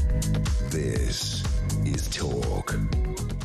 Sam says, good morning, Mark. By the way, I should tell you it's 8:39 Talk Breakfast. Mark Dolan in for the brilliant Jeremy Kyle. Sam says, Mark, I wouldn't trust Starmer to run a bath, let alone a country. I can't believe anyone voted for him and his shower of Muppets. Yvonne says, good morning, Mark. I like your guest, Tory MP Matt Vickers, but I think he's being disingenuous regarding reform's 2-child cap. It's not the same as Labour's policy. It will be directed at working people who cannot afford to have more children, not about encouraging those who just keep popping kids out to claim more benefits. And Eleanor in Swindon says, good morning, Mark. I'm so angry with Starmer about his behaviour towards our soldiers. How can he go to the cenotaph and lay a wreath on Remembrance Sunday for our brave fallen soldiers and then investigate them for doing their job? He's the biggest hypocrite alive. Great show, says Ellie. Well, thank you for that.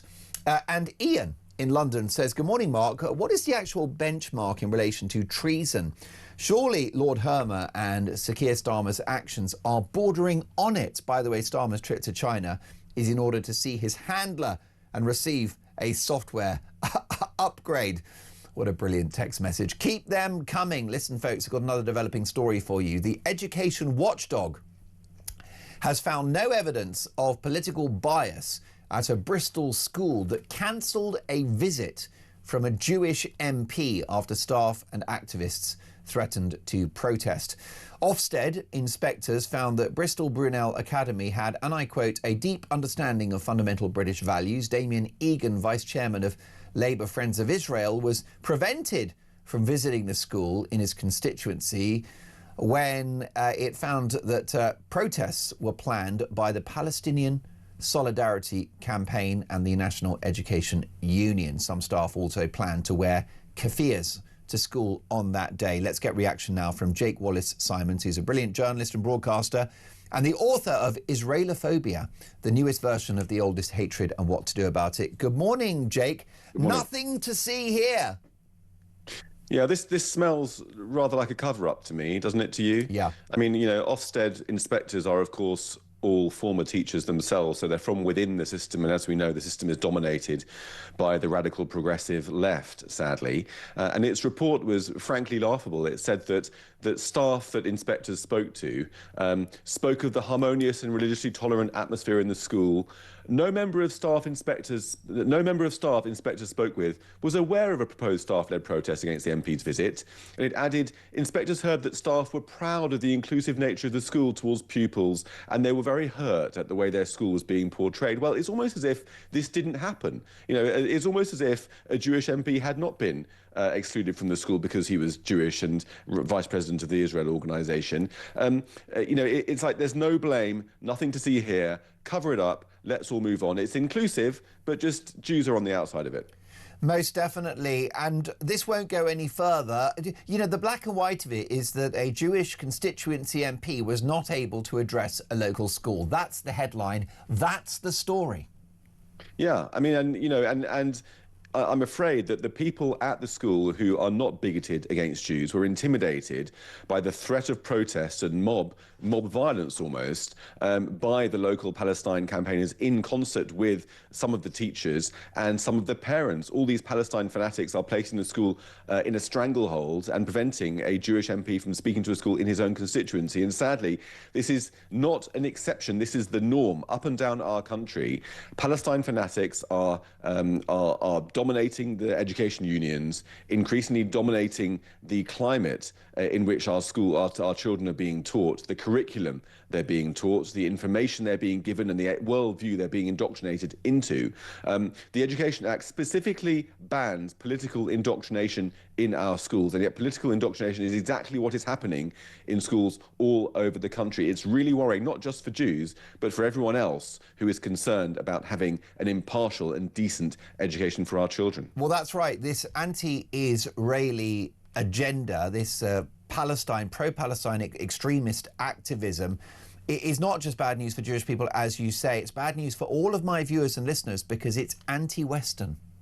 Exactly. I mean, if you find any pro-Palestine fanatic and ask them what their perspective is on Britain, on Winston Churchill, on the West as a whole, you will find that they hate it. Actually, they only dislike Israel because it is the most vulnerable representation of all the democratic values that we hold dear and for which our grandparents sometimes gave their lives.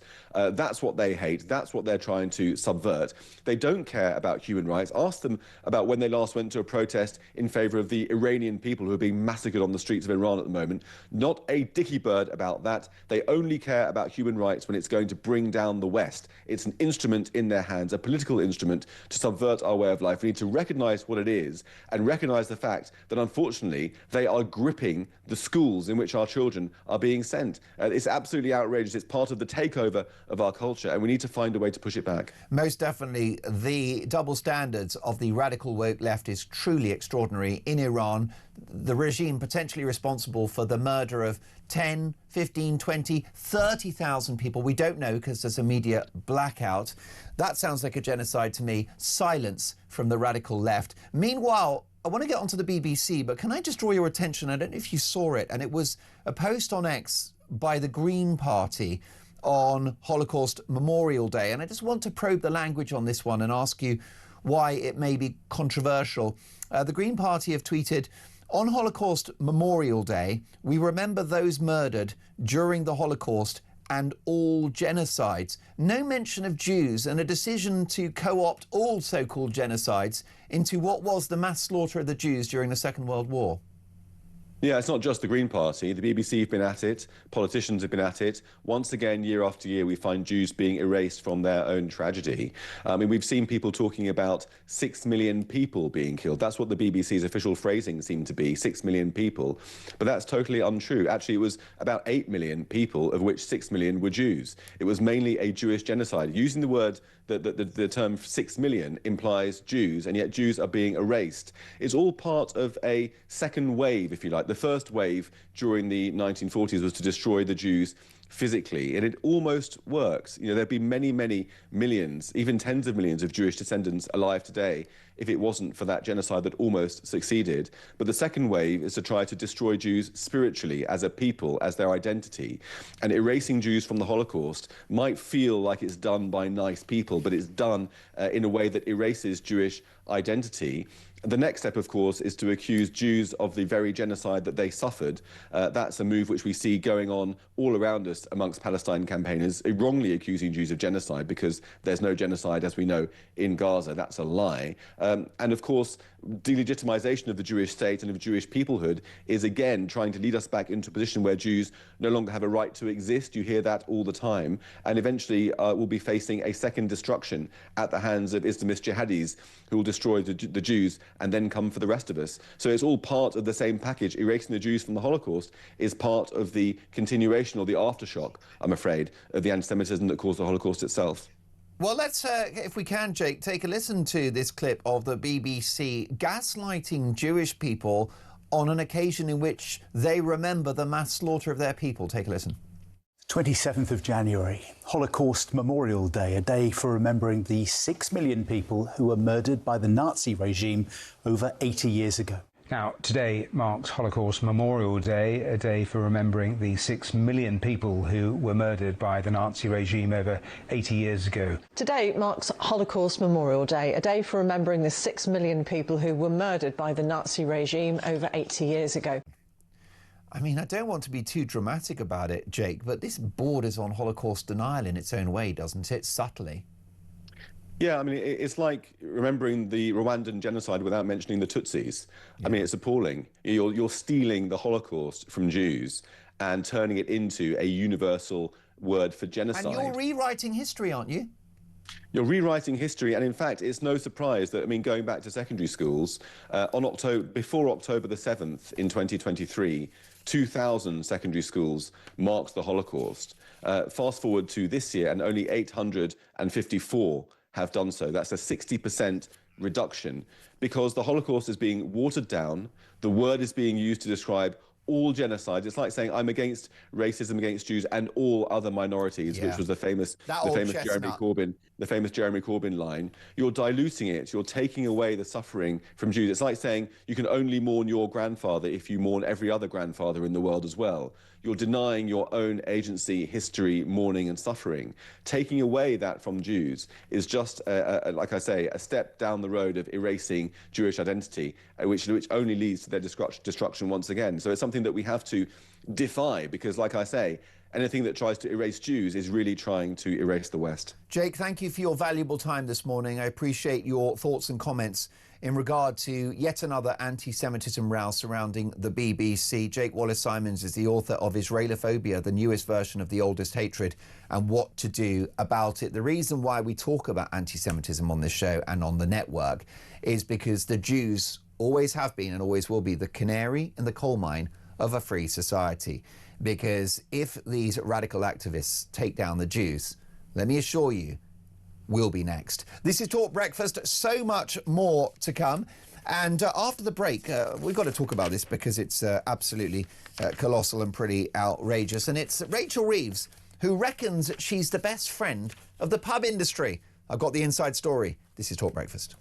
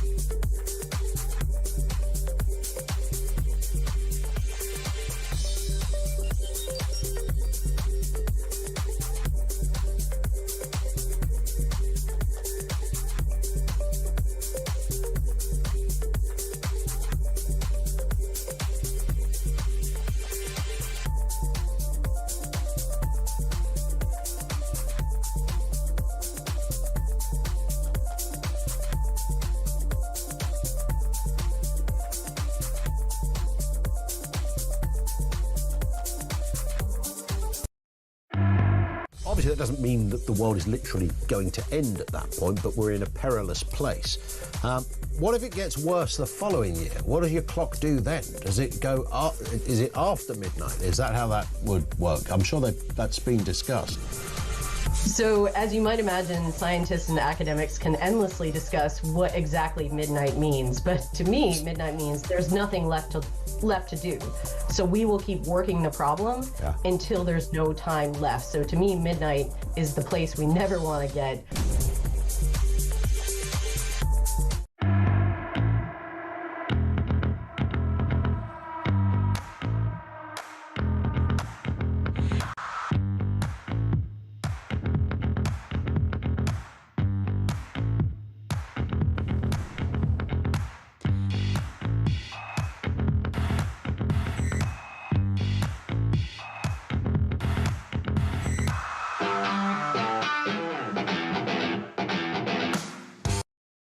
Across the UK, on DAB+, on YouTube, on your mobile, and on your side. This is Talk. You're listening to Talk Breakfast. Mark Dolan in for Jeremy Kyle for the next 5 days. Lovely to have your company. And this is Damon, who says, good morning, Mark. Damon in Wigan. I'm a veteran. I can't believe what our Prime Minister thinks and his actions against us veterans. What was the point in myself serving my country and being proud when we were going to be treated this way by our own Prime Minister? I was so proud of my armed forces service, but now I'm waiting for my past to come back and haunt me just for following orders and doing my duty. Well, Damon, I salute you, and on behalf of our viewers and listeners, salute you for your service to this country. And let's hope we get a government in at some point that makes life a lot better for our former soldiers, that they should never be prosecuted for doing their job. I fancy a bit of sport now because I love me some footy.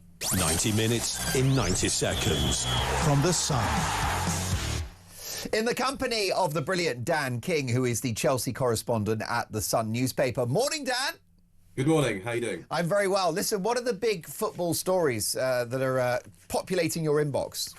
Well, I think the biggest thing last night was the end of the Champions League, what we used to call the group stage. And there's been a lot of critics of it, but you cannot deny that on the last night it delivered some brilliant drama. And not for the first time in his career, Jose Mourinho was at the centre of it. Right, so we're going into stoppage time in Lisbon. His Benfica team are 3-2 up against Real Madrid, but they still need another goal to get through to the playoff situation, whereas Real Madrid need a goal to get into the top 8. You get well past the end of the stoppage time, free kick to Benfica, it's swung in, he sent the goalkeeper up, Anatoly Trubin, the Ukrainian goalkeeper, who heads the ball in and sends Benfica with the last kick of the entire section of the Champions League into the playoffs. And dear old Jose has another one of his little dances down the touchline. It was just an absolutely fantastic moment.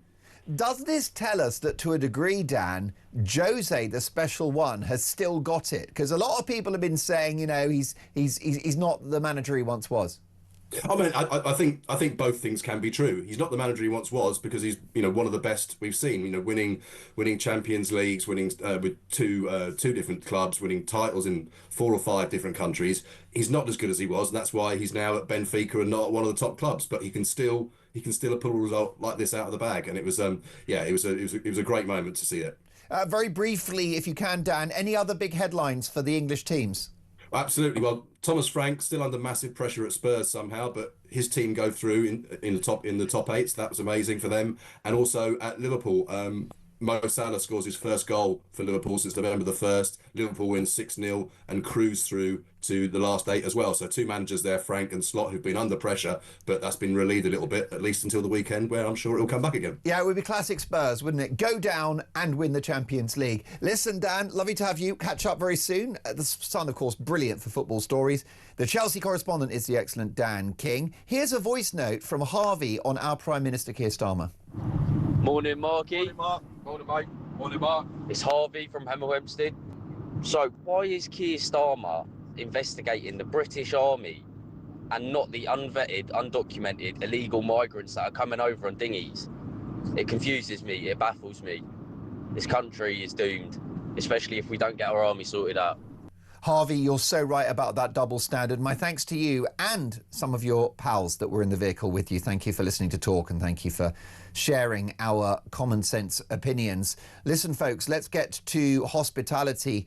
Rachel Reeves has talked about the importance of pubs to British life and the economy.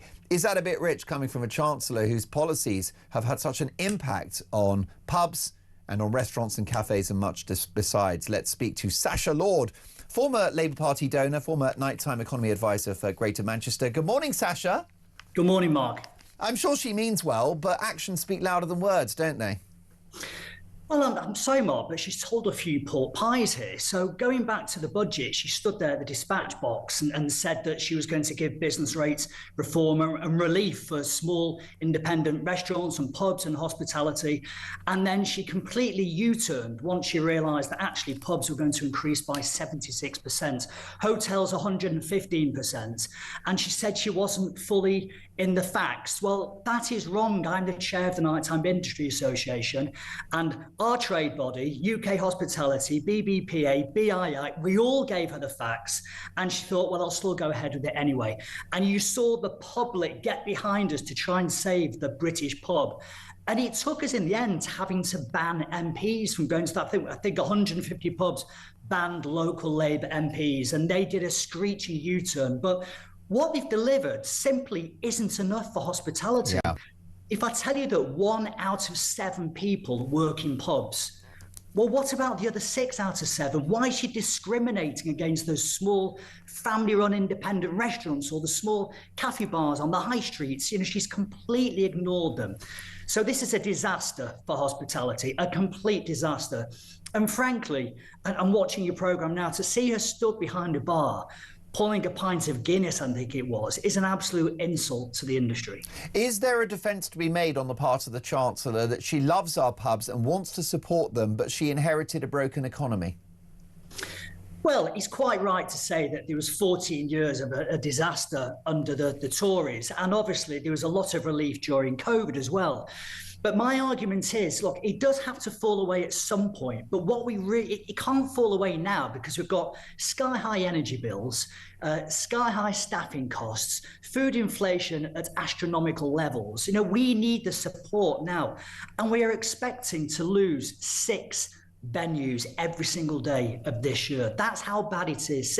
Last year was a pub a day. This year is going to be 6 venues a day. And it's devastating, isn't it, Sacha Lord? Because when those cafes, those restaurants, those pubs, which are part of the community, when they're gone, they're gone. They often never come back.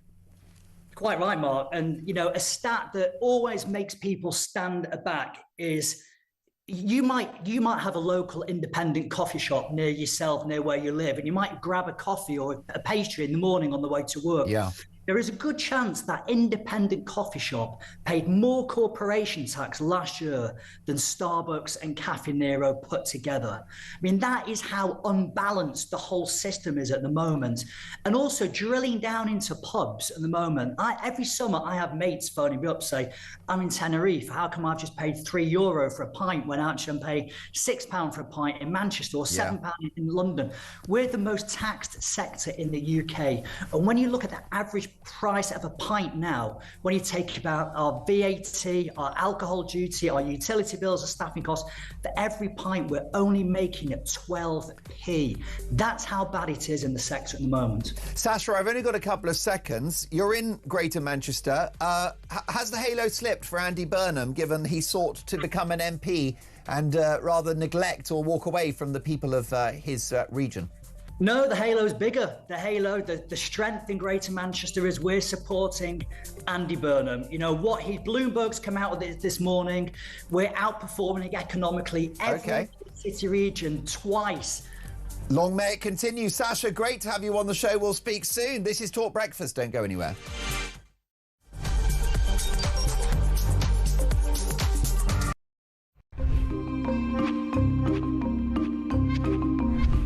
Hello from Crowborough, where the local residents are enraged with what has happened to their community merely overnight, when just 27 single male asylum seeker illegal migrants were bussed into their military training camp.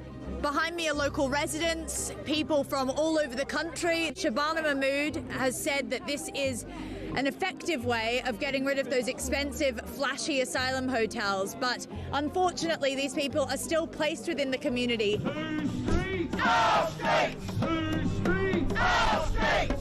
Whole town is very afraid because these are unvetted men from countries that are, you know, the government warn us not to go to. I've got an 18-year-old daughter and she gets the bus opposite camp. Do you feel safe for her? No, so that will have to stop. We'll either have to wait with her or take her to wherever she needs to go. The reason I'm here today is because I live in Crowborough and my family, I've got a wife and children, and just worried about, you know, my wife walking to work and my sons, you know, walking about. Anything can happen, can't it, that nowadays, Nigel, what's going on, what's happening in this country. So I'm just concerned and frightened, you know. There was support from other towns, other communities, because of course Shabana Mahmood has threatened other communities, and she said they're going to open site after site after site. Well, I would hope that if she's going to try and do that, she learns some lessons about the way she's done it in Crowborough, because this is not finished. We are not finished objecting to this plan. Grover says no! Grover says no! Grover says no! We would urge her to reconsider, and whatever she does, she needs to talk to the people that she's imposing these things on. If you had a direct line to Keir Starmer and Shabana Mahmood, what would you say to them? Look after your most vulnerable first. It's your priority to look after your vulnerable. If they're bringing illegal immigrants into a camp in the dead of night, why are they doing that? They're doing that because it's disingenuous, it's dishonest, it's covert, and they're trying to keep the reality away from the local community of what they're actually doing to us. We've now got to the end of the entrance to the camp, we've got cameras, we've got police drones. It's like a cloud that's come over this community. Across the UK, on DAB+, on YouTube, on your mobile, and on your side. This is Talk.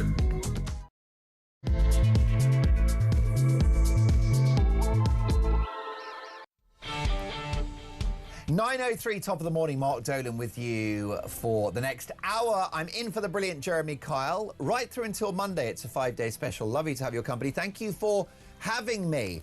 As he pursued legal action against military veterans as a lawyer, and with the reopening of cases against Northern Ireland soldiers on his watch, is Sir Keir Starmer fit to lead Britain's armed forces? What's your view? 0344 499 1000. Text the word talk in your message to 87222, or leave us a voice note. And as the saying goes, let's talk.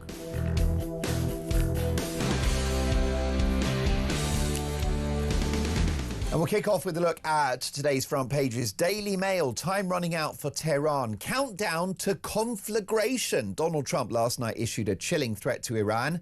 Make a nuclear deal or face an overwhelming military onslaught. The Times newspaper, make no deals with China until Jimmy Lai, the journalist, is freed, Sun urges UK. And Iran has its fingers on the trigger in face of US threats. The Sun newspaper, Letby, the greatest miscarriage of justice this century. Is Lucy Letby innocent of her crimes? Daily Express, Kemi, my party is for serious people and not drama queens. And Spend It Like Beckham, David Beckham's runaway son, Brooklyn, spends 80 grand on a bottle of wine. How'd the other half live? I personally am quite happy with a bit of Jacob's Creek or Aldi's Finest. Other supermarkets are available. It's 9:05. Let's get the champagne of political commentators now, the Dom Perignon of Conservative voices, Annunziata Rees-Mogg, who is not only a former Brexit Party MEP, but the head of communications at Popular Conservatism. Good morning, Annunziata. Good morning, Mark. What an introduction. Well, every word is true. Can we talk about Sir Keir Starmer? So this is a man who, on his watch as Prime Minister, is going to allow veterans of Northern Ireland to be prosecuted for doing their job and keeping us safer and seeking to defeat the IRA. Meanwhile, as a human rights lawyer, he campaigned for the prosecution of war veterans in Iraq. Is he fit to be the leader of our armed forces? It's absolutely unbelievable. I mean, he basically wrote the handbook of how to prosecute our soldiers who are doing the job of protecting this country. They follow orders set by the government. They do it on behalf of the king and our nation. But it is quite surreal that he is this implicated. The level to which he has conspired against our armed forces, I think, is unforgivable. Well, it is. It's unconscionable. And maybe if you're a human rights lawyer, that's going to happen because naturally you're there to look out for people that maybe, you know, were the victim of a crime in a war setting. And of course, we're not going to say that it's a good thing for British soldiers to go abroad and just torture people willy-nilly. Of course not. But it's the messaging this sends out, Annunziata, from a prime minister responsible for the selling off of the Chagos Islands, at least the attempt of the attempted sell-off of the Chagos Islands, the scrapping of jury trials, the war on free speech, the war on farmers, the war on pubs. It all feels very anti-British. I think that's the real nub of what's wrong with this, is that surely our Prime Minister should first and foremost be looking out for the British people before he starts defending anyone else.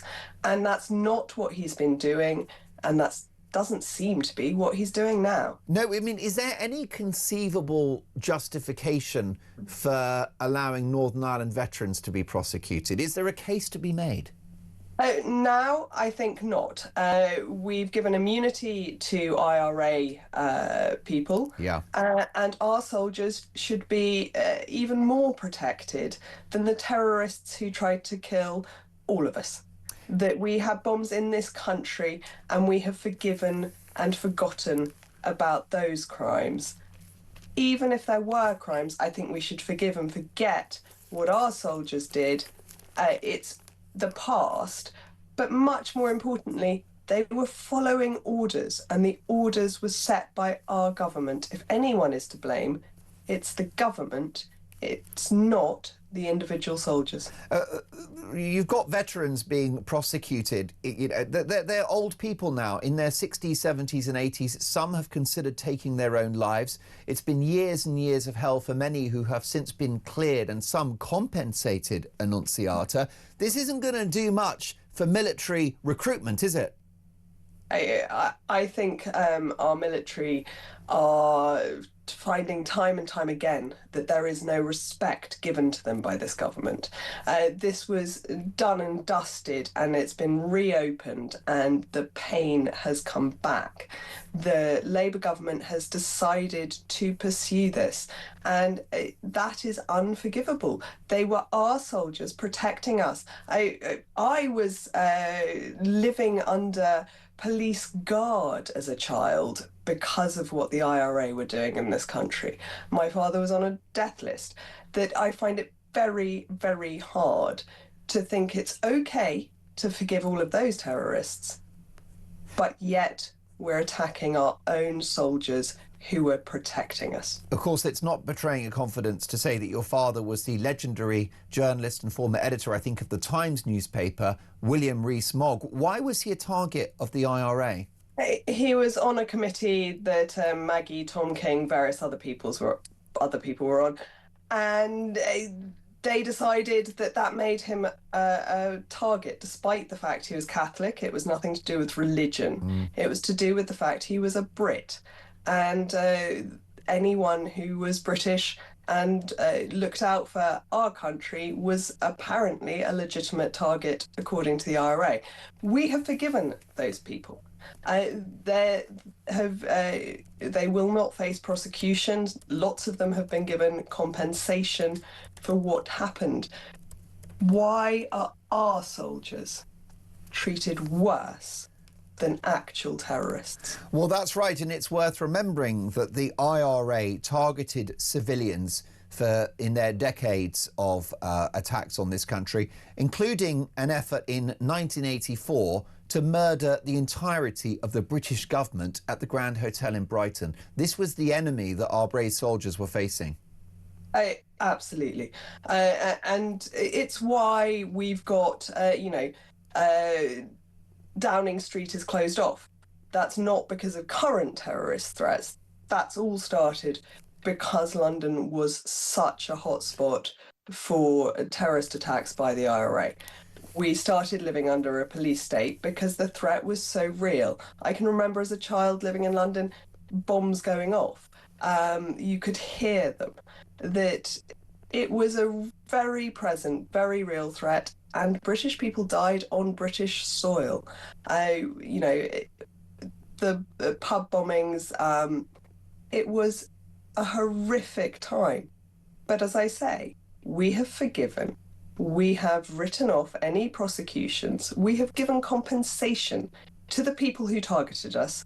And yet, the brave soldiers who were willing to give their lives in return for protecting our country are now being pursued by a vindictive government.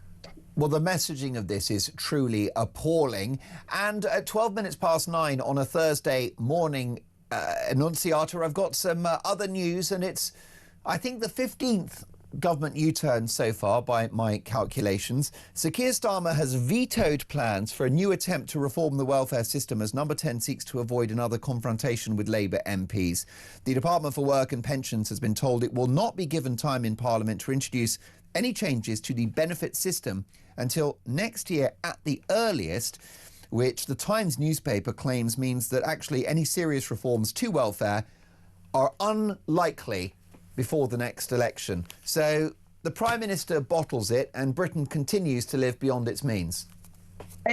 Absolutely, and it's just such a demonstration of quite how weak Keir Starmer is. We've had the whole Andy Burnham by-election debacle over the weekend. It's still ongoing. It seems that they're trying to throw knives at each other. But Keir Starmer is a leader, but he is not leading. He's got the title, but he has no power behind it. It's really quite surreal that it doesn't matter what he says, he can't get his backbenchers to follow where he wants them to go. And we've seen Angela Rayner is now, coming back. I don't know quite what that means. She's not dead, apparently. She's not dead. That's very good news. I'm delighted she is still with the living. But he has no control over his party. The backbenchers are running riot, and they're very left-wing. And the fact that it's bankrupting this country and that people who should not be on benefits are getting benefits, apparently doesn't matter.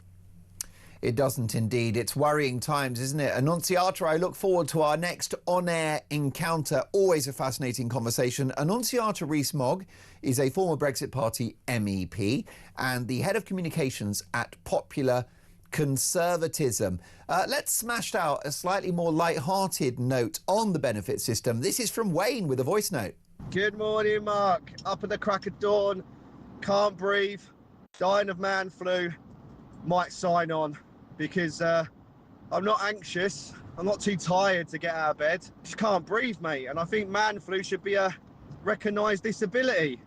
Also, your mentioning of Starmite, I love that. That is brilliant. However, I actually really like the other version, and I don't think I can eat it no more because every time I take a mouthful of that lovely yeasty goodness, I'm just going to think of that utter muppet in Number 10, grinning, sounding like a Dalek, worse than I do, and the most inept person I think I've ever known in my entire life. I think if he didn't turn up to work, he would actually get more done. Cheers, mate. Wow, Wayne, what a voice message that was. You're not a robot, let me tell you. You speak with conviction and you speak for, I would say, the vast majority of my viewers and listeners. I said it before the election, right? I wish I hadn't been right. The Tories were terrible. Labour will be far, far worse. And here we are. And my next prediction, if Starmer goes, it will get even worse than that because his replacement will be more left-wing and the country is already flat broke.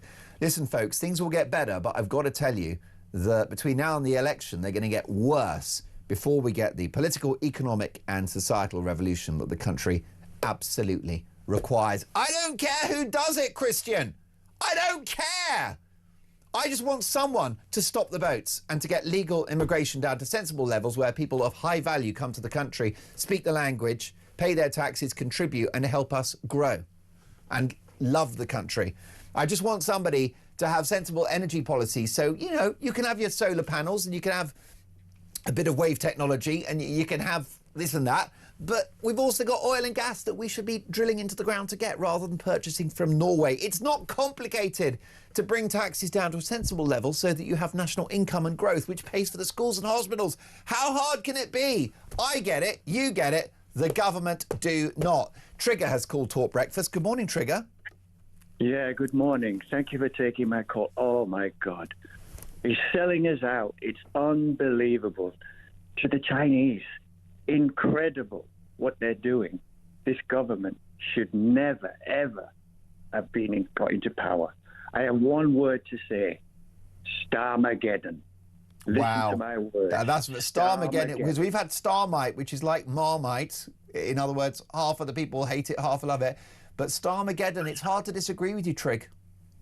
Yeah, it's the way it's going. I feel so sorry for the people in England right now, in Britain and England. I'm living in Switzerland right now, and I can't get my words out. It's incredible what's happening.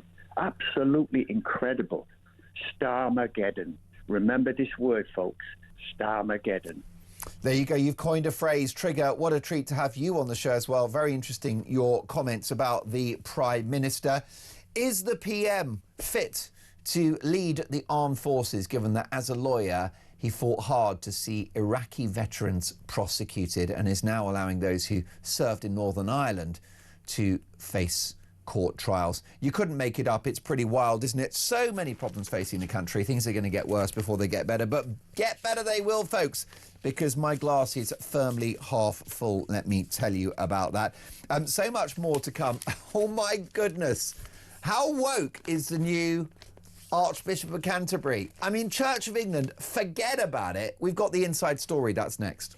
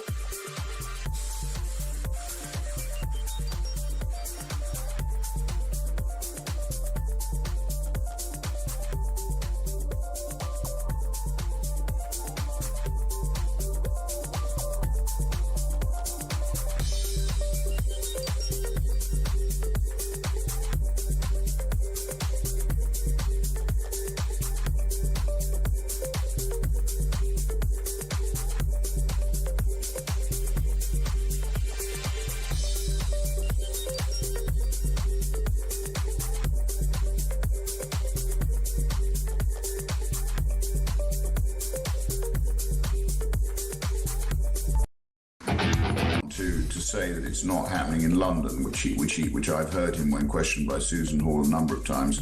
He bobs and weaves and evades the question and tries to pretend he doesn't understand it.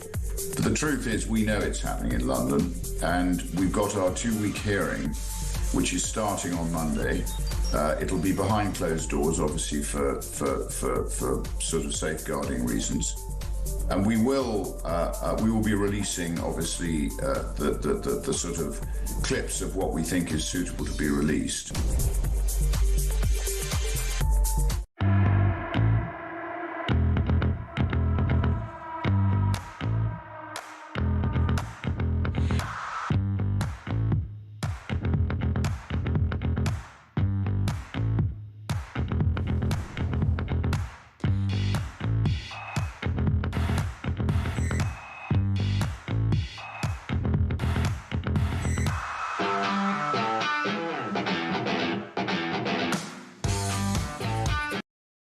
Across the UK, on DAB+, on YouTube, on your mobile, and on your side.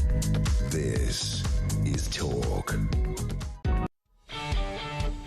You are listening to Talk Breakfast, and another great British institution, or English institution, I should say, if you're allowed to say English, and that is the Church of England, with the wokest Archbishop of Canterbury ever, Sarah Mullally, who was heckled yesterday at her investiture into the role. Let's get reaction from Bishop Kyrie Dewar, FSHC, who is the missionary bishop with the Confessing Anglican Church. Good morning, Bishop.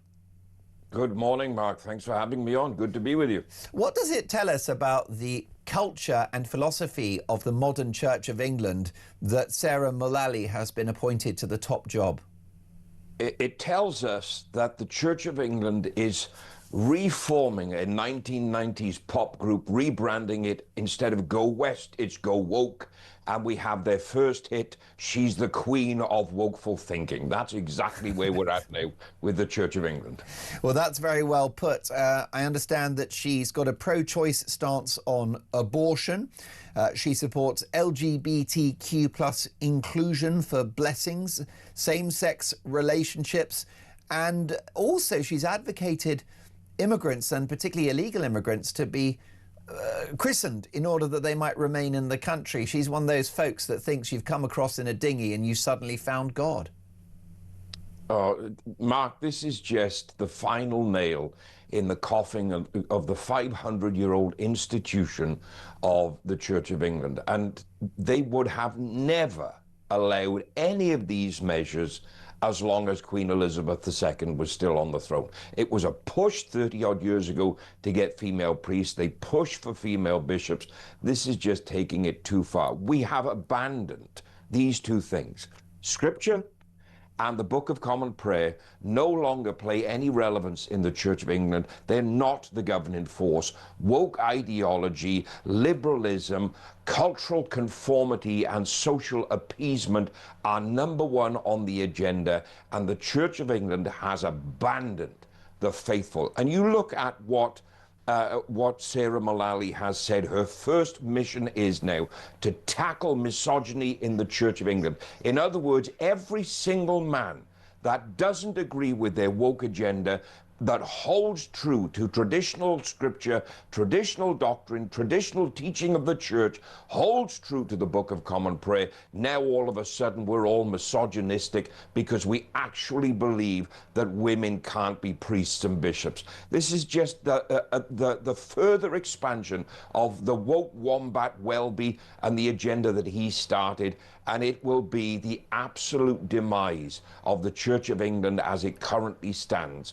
This is a disastrous moment for global Anglicanism, with the Church of England will no longer be the driving force behind global Anglicanism. And at the GAFCON conference in March, I have every certainty that GAFCON will declare them apostate and will no longer recognize the Church of England or the Archbishop of Canterbury as the spiritual head of the global Anglican communion. 80% of Anglican believers are outside of relationship with the See of Canterbury. That means 80% of the Anglican provinces around the world do not accept female priests and female bishops. And it's about time these woke wallies that are running the Church of England actually listened to the people that are holding true where they're abandoning doctrine. So do you take the view that the Archbishop of Canterbury should be a man? I take the view that the Archbishop of Canterbury should be a man. I take the view that there should be no female priests whatsoever. I hold true to the traditional doctrines of the Church. There is, from the inception of female priesthood, there has never been a theological argument that has been made for the acceptance of female priests that did not require absolute decimation of scripture and canon law, and for those two things to be rewritten to fulfill the woke agenda. When you have to rewrite scripture and you have to rewrite canon to conform to your ideology, guess which one is at fault? And it's ironic, isn't it, that the church celebrates its first female archbishop, given the fact that it thinks somebody with a male physiology can be a woman. It just goes to show how far from common sense let alone sound doctrine, the Church of England has fallen. And all across this country, in fact, all across the world, we are seeing people returning to traditional churches, to traditional Christian beliefs, to traditional Anglicanism as a denomination, and rejecting this ideological push that the Church of England and the lunatics that are now controlling the asylum are pushing on everybody. They are now nothing more than professional managers of decline, whilst the rest of the church grows exponentially. That should be a clear sign and a clear indication to the Church of England that the laity genuinely believe they are moving in the wrong direction and departing from Scripture. Well, indeed. It's very, very puzzling, isn't it? The culture within the Church of England, the idea that you might have been born in the wrong body, or that there are 100 genders, or that there is such a thing as being gender neutral, is that an ungodly thought? The Scripture tells us that man is created in the image and likeness of God. We are assigned our gender by that divine interaction of life happening in the womb, where a sperm and an egg come together, and instantly life is created.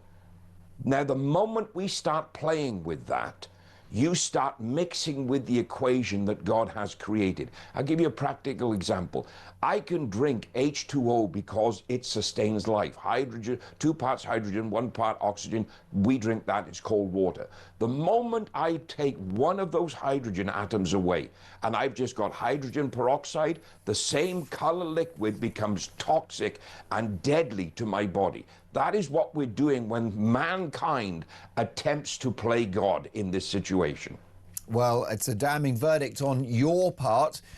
It's important, isn't it, to understand what a cultural anchor the Church of England used to be for this country. What's going to happen to England in its absence?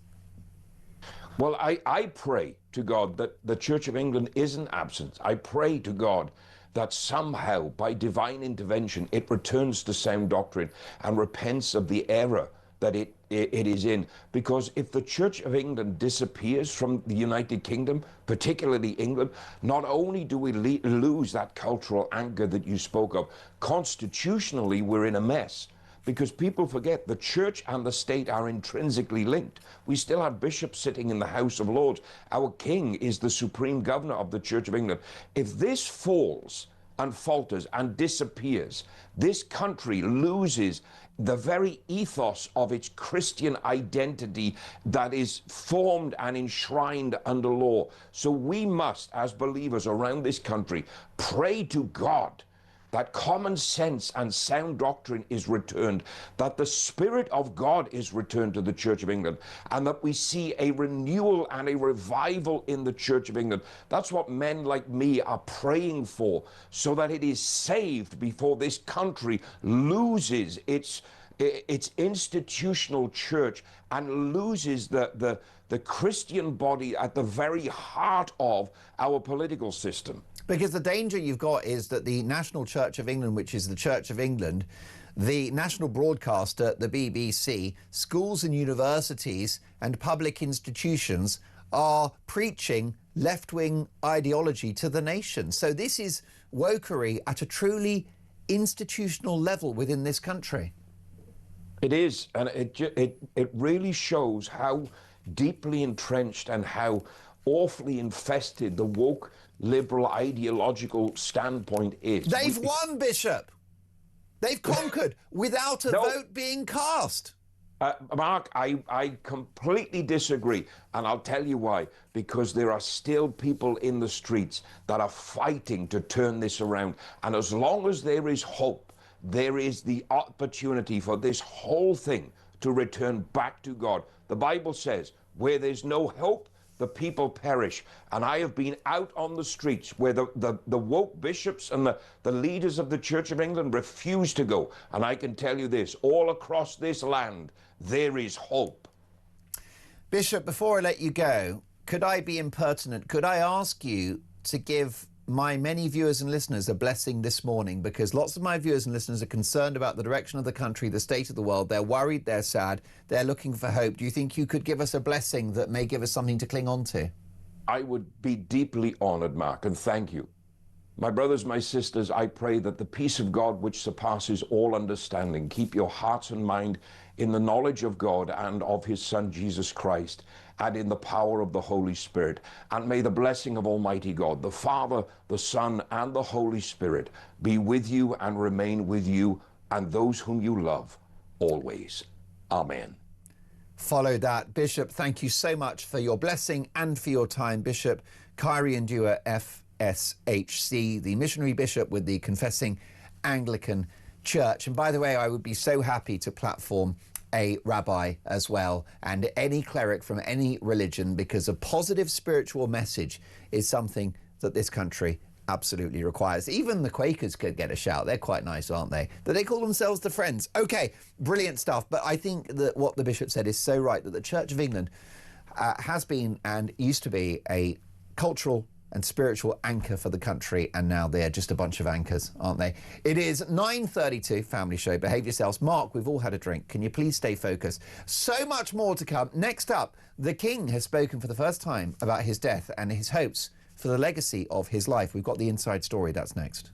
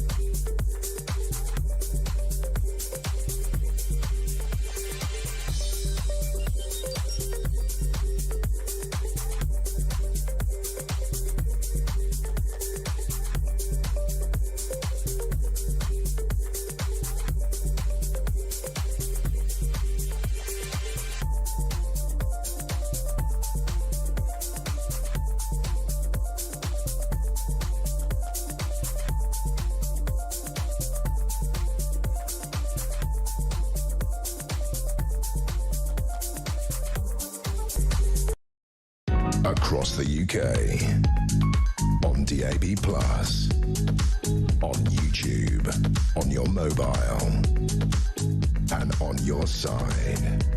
This is Talk.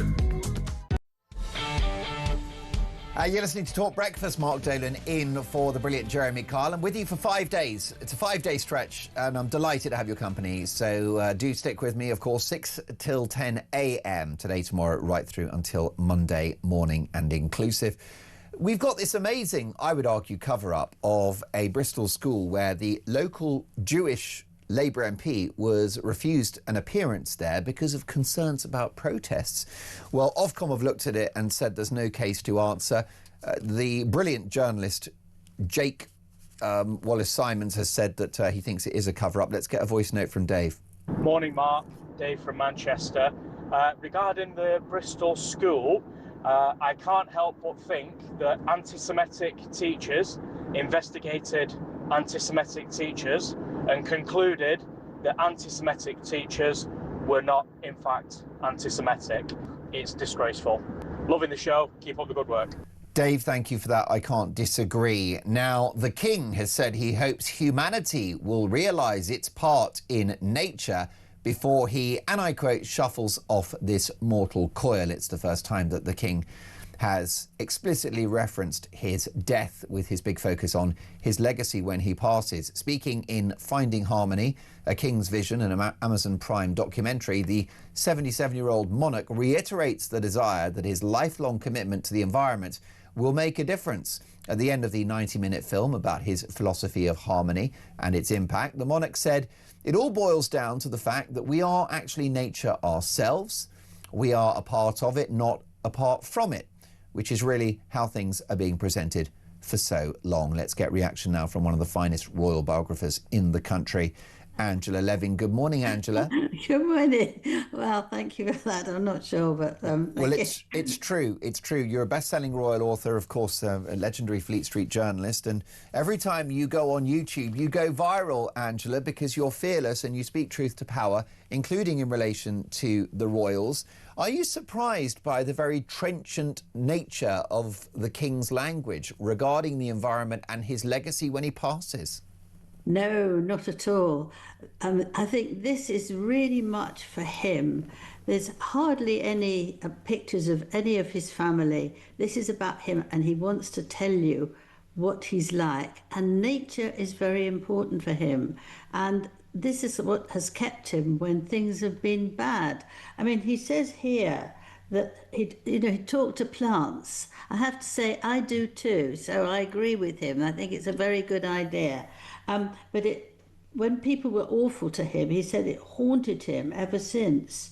And he thought that's incredibly unkind. I mean, he loves plants, he loves trees, he loves everything like that. And he gets very upset if we don't feel that we've got to look after it. That's it, basically. Has he been careful in this documentary to make sure that his sentiments about the environment do not veer into politics and, for example, the debate around net zero? Yes, that's right. I mean, it's now what it looks like, how it grows.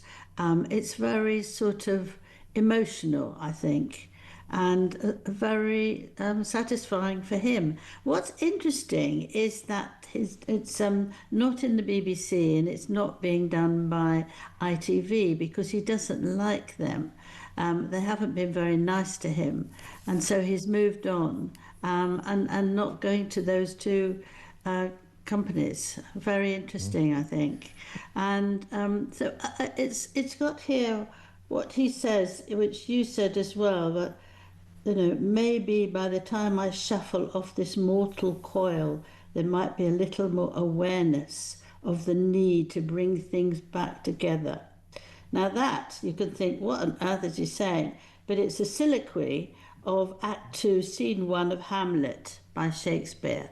So he's taken something very important to him, and he wants to try and get things as much as he can about before he dies.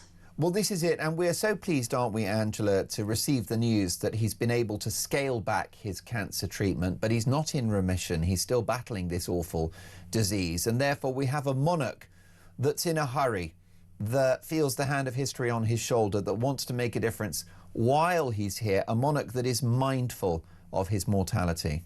Yes, I think he hasn't had the energy to do too much. You're absolutely right. And now he feels much better. It's not gone, but he feels much better. So he wants to do as much as he can. I think he had a whole line up when he became king of what he was going to do, but time has passed and he knows it's not going to be hugely long. So what he wants to do is the most important thing in his life, and this is one of them, nature. And the interesting thing is that Catherine is the same. She's trying to live a lot more in nature. But, and this is just let me move over, that there's rumour after rumour that he's been incredibly unkind to her, then absolutely saying to her she's got to get back to be friends with Meghan. It seems that he's absolutely obsessed with getting Harry and Meghan because he wants to see them. Maybe this is because he's in a hurry too. But on the other hand, I don't believe a word of it. So it's coming out in all sorts of places, and it could easily be from someone else putting out something that's not very truthful. Well, I'm so glad you mentioned that, because we've had these stories this week bubbling around that King Charles is desperate for his darling boy to return, and that he sees Catherine as the go-between who can heal the rift between the Sussexes and the Windsors. Are you suggesting that this may be fake news from Montecito, California, and Harry and Meghan? I'm trying to get it confirmed that it's not true. I can't believe that a man of his sensibility and knowledge will take someone who is so kind and good and clever, and the heir's wife. He's supposed to not get on with William either. I found out a couple of weeks ago that he gets on very well with William, so that's made me very suspicious. But the other thing is that I can't understand he would go for somebody like Harry, who has not apologised, who has not tried to fit in with anything. Meghan said she hates this country, she'll never come back, but now she seems to be wanting to come back. And there's this strange feeling that they want it either for money or they want to make sure that they have royal positions before the king dies, because William's not going to do it.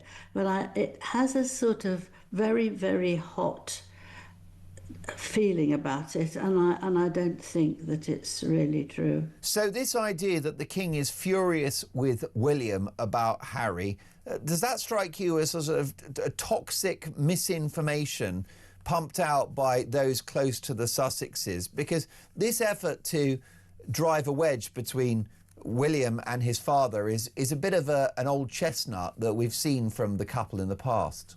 Yes, it is an old chestnut, and the king has a very close relationship with William. They do things together, they agree with a lot of things about nature and all that's important to him. And William's taken over Earthshot, which is, you know, a cause close to Charles's heart.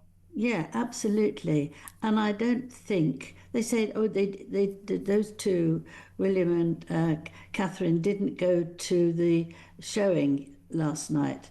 Well, I don't think that means that they're having a big row. William might have had it before, and he might be doing something entirely different. I think there's a number of people who are bouncing on it to make William look awful, Harry look wonderful.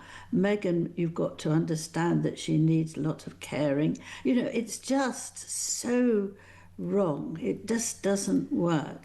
And Meghan gets worse and worse when you see her in the things that she's doing and how she behaves. She couldn't care less about anyone, and I don't think that that's right. I might be wrong because I can't get anyone saying yes or no, but I'm sure that it doesn't work. Meghan Markle is a very driven and ambitious person. What do you think her goals are in relation to the royal family? What is the end game, do you think? Well, the end game is that she's queen. That's it. Are you serious? Of course I am. Meghan Markle wants to be Queen of the United Kingdom. Yes, I've said this several times. The king will be king, and he will have Meghan as queen. In other words, Meghan will run the country. He said things like this a long time ago. He feels that she's incredibly clever, wonderfully bright. And when she joined, apparently she thought that she and the Queen would go out together several times, and she would tell the Queen lots of good modern things that she should be doing. When she found that didn't happen, she's been spiteful and unkind and resentful ever since. Well, that is an extraordinary claim that she wants to be queen. What is the idea that William and Catherine would relinquish the throne for some trumped-up reason cooked up by the Sussexes? Well, yes, once the king dies, William, he will be nagged and they will be nasty about everything they say, and so they can get rid of him. And if they make Catherine ill again, because a lot of stress can do that, I'm being very, very honest here, that they would make him feel that he needs to look after her, not be king. Oh, so what you do is you cause Catherine's life such a misery with negative headlines that she decides, listen, I'm not well, I'm exhausted, I'm stressed, I've only just overcome cancer. I don't need this, I don't want to be queen, at which point make way for King Harry and Queen Meghan. Yeah, Catherine does want to be queen, but it just, if it's too hard or she's not well, she can't. Now, the difference is, the block is that Prince George is next in line. And I didn't know whether William was bringing him in now just so that he could be there with somebody in the future who looks after him, or this is just a normal thing that when a child is 12, you start showing them how to be royals in a small way. It's very difficult. I don't know quite what the background is, but I do know that Harry wants to destroy the royal family. My goodness, that's an extraordinary claim. And can I ask you, is there a danger that Harry will taint the legacy of King Charles as the monarch of this country? Is there a danger that everything Charles tries to do as king will be overshadowed by his row with his runaway son? Yeah.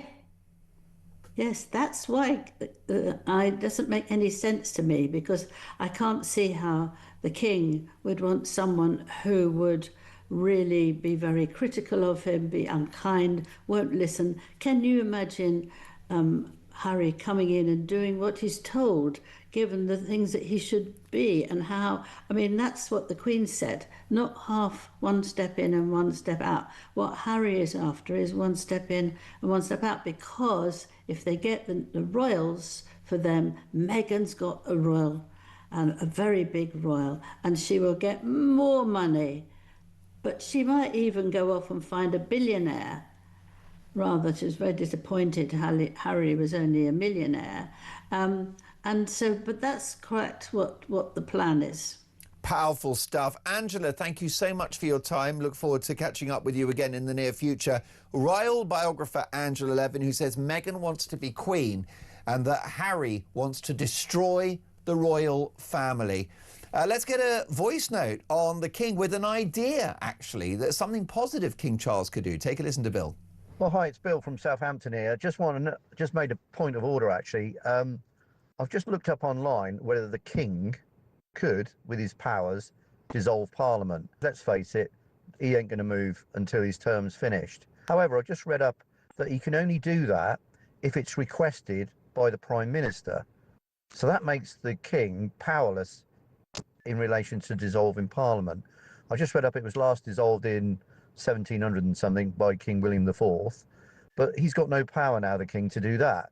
So does that mean the King is powerless on other things, which I don't think should be right? I think the King should have some say. What an interesting voice note. Bill, thank you for that. Keir Starmer, as a lawyer, sought the prosecution of British war veterans. Is he fit to lead the armed forces of this country? Dave in Bristol, good morning, Mark. Starmer is not fit to head up our armed forces, absolutely not. Apart from anything else, his judgment already proved questionable. It shows once more that he's gullible and easily led down the garden path.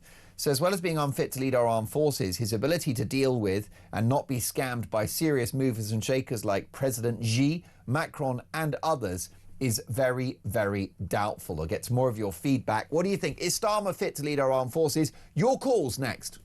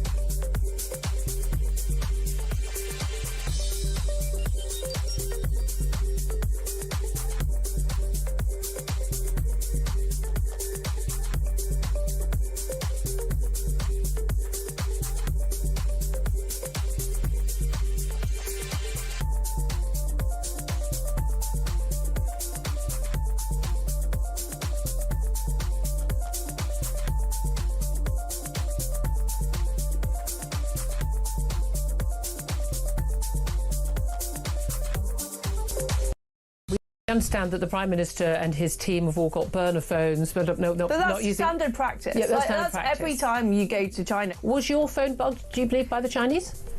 Well, I have some evidence that my phone was interfered with, possibly not by the Chinese. When I was in the Foreign Office, I haven't heard anything apart from what I've read in the press about the Chinese specifically. You haven't asked the security services yourself? I haven't, no. You have a security detail. I mean, with the Met, surely someone could ask.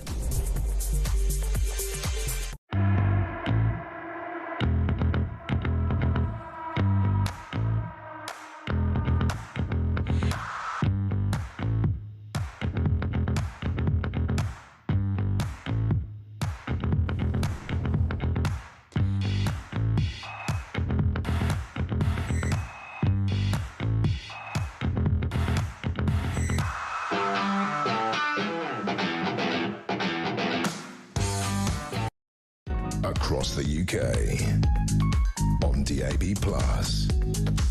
on YouTube, on your mobile, and on your side. This is Talk.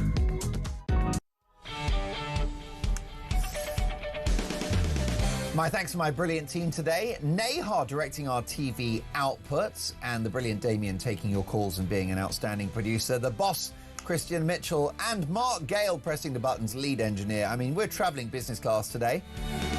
But most valuably, it's your company, your calls, your texts, your voice notes. And here is one from Lee on the subject of our Prime Minister, Keir Starmer. Good morning, Mark. It's Lee from Rugby. Love your shows, always do. Tell you something, I mean, I don't want to be too tinfoil hatty, but everything that this guy is doing to this country, as in Stomer, it's just all intentional. I truly am starting to believe that the socialists have tried to install their ideologies over decades and decades and decades and failed. And I genuinely feel that this time they know they're going to fail. So it's sour grapes. If we can't have it, no one can. I think that is the attitude. That is what it looks like to me. Well, Lee, I can't disagree with you. Thank you for a great voice note. Open borders. That is a war on the people of this country, isn't it? Because unlimited immigration, legal and illegal, is the theft of a nation from its own people. Net zero is a war on ordinary people. The various policies, handing over sovereign territory, trying to reverse Brexit, which was a mandate from the British people, cancelling elections, the list goes on. Lee, brilliant stuff. I hope I'll get another voice note from you in the very near future. Let's take a call. Anne is in Gwinnett on the Prime Minister. Good morning, Anne. Good morning. You started me off well this morning. I try. 3 things. Go. When it was raining a couple of days ago, my husband and I did watch some television, and we had a lot of adverts for people to join the military. He's not fit to lick their boots. Honestly, he's disgusting. I know 2 young men who are in the military. They're from a military family. They are loving it, but they're from a military background. Yeah. The other thing is, yesterday it was lovely, so my husband and I went for a drive, and it was the start of the lambing season. So you've got these delightful lambs in the field. Now, we've had terrible weather for the last month, haven't we? Yeah. And the farmers are going out to do the lambing, because they go out in the middle of the night to help the sheep.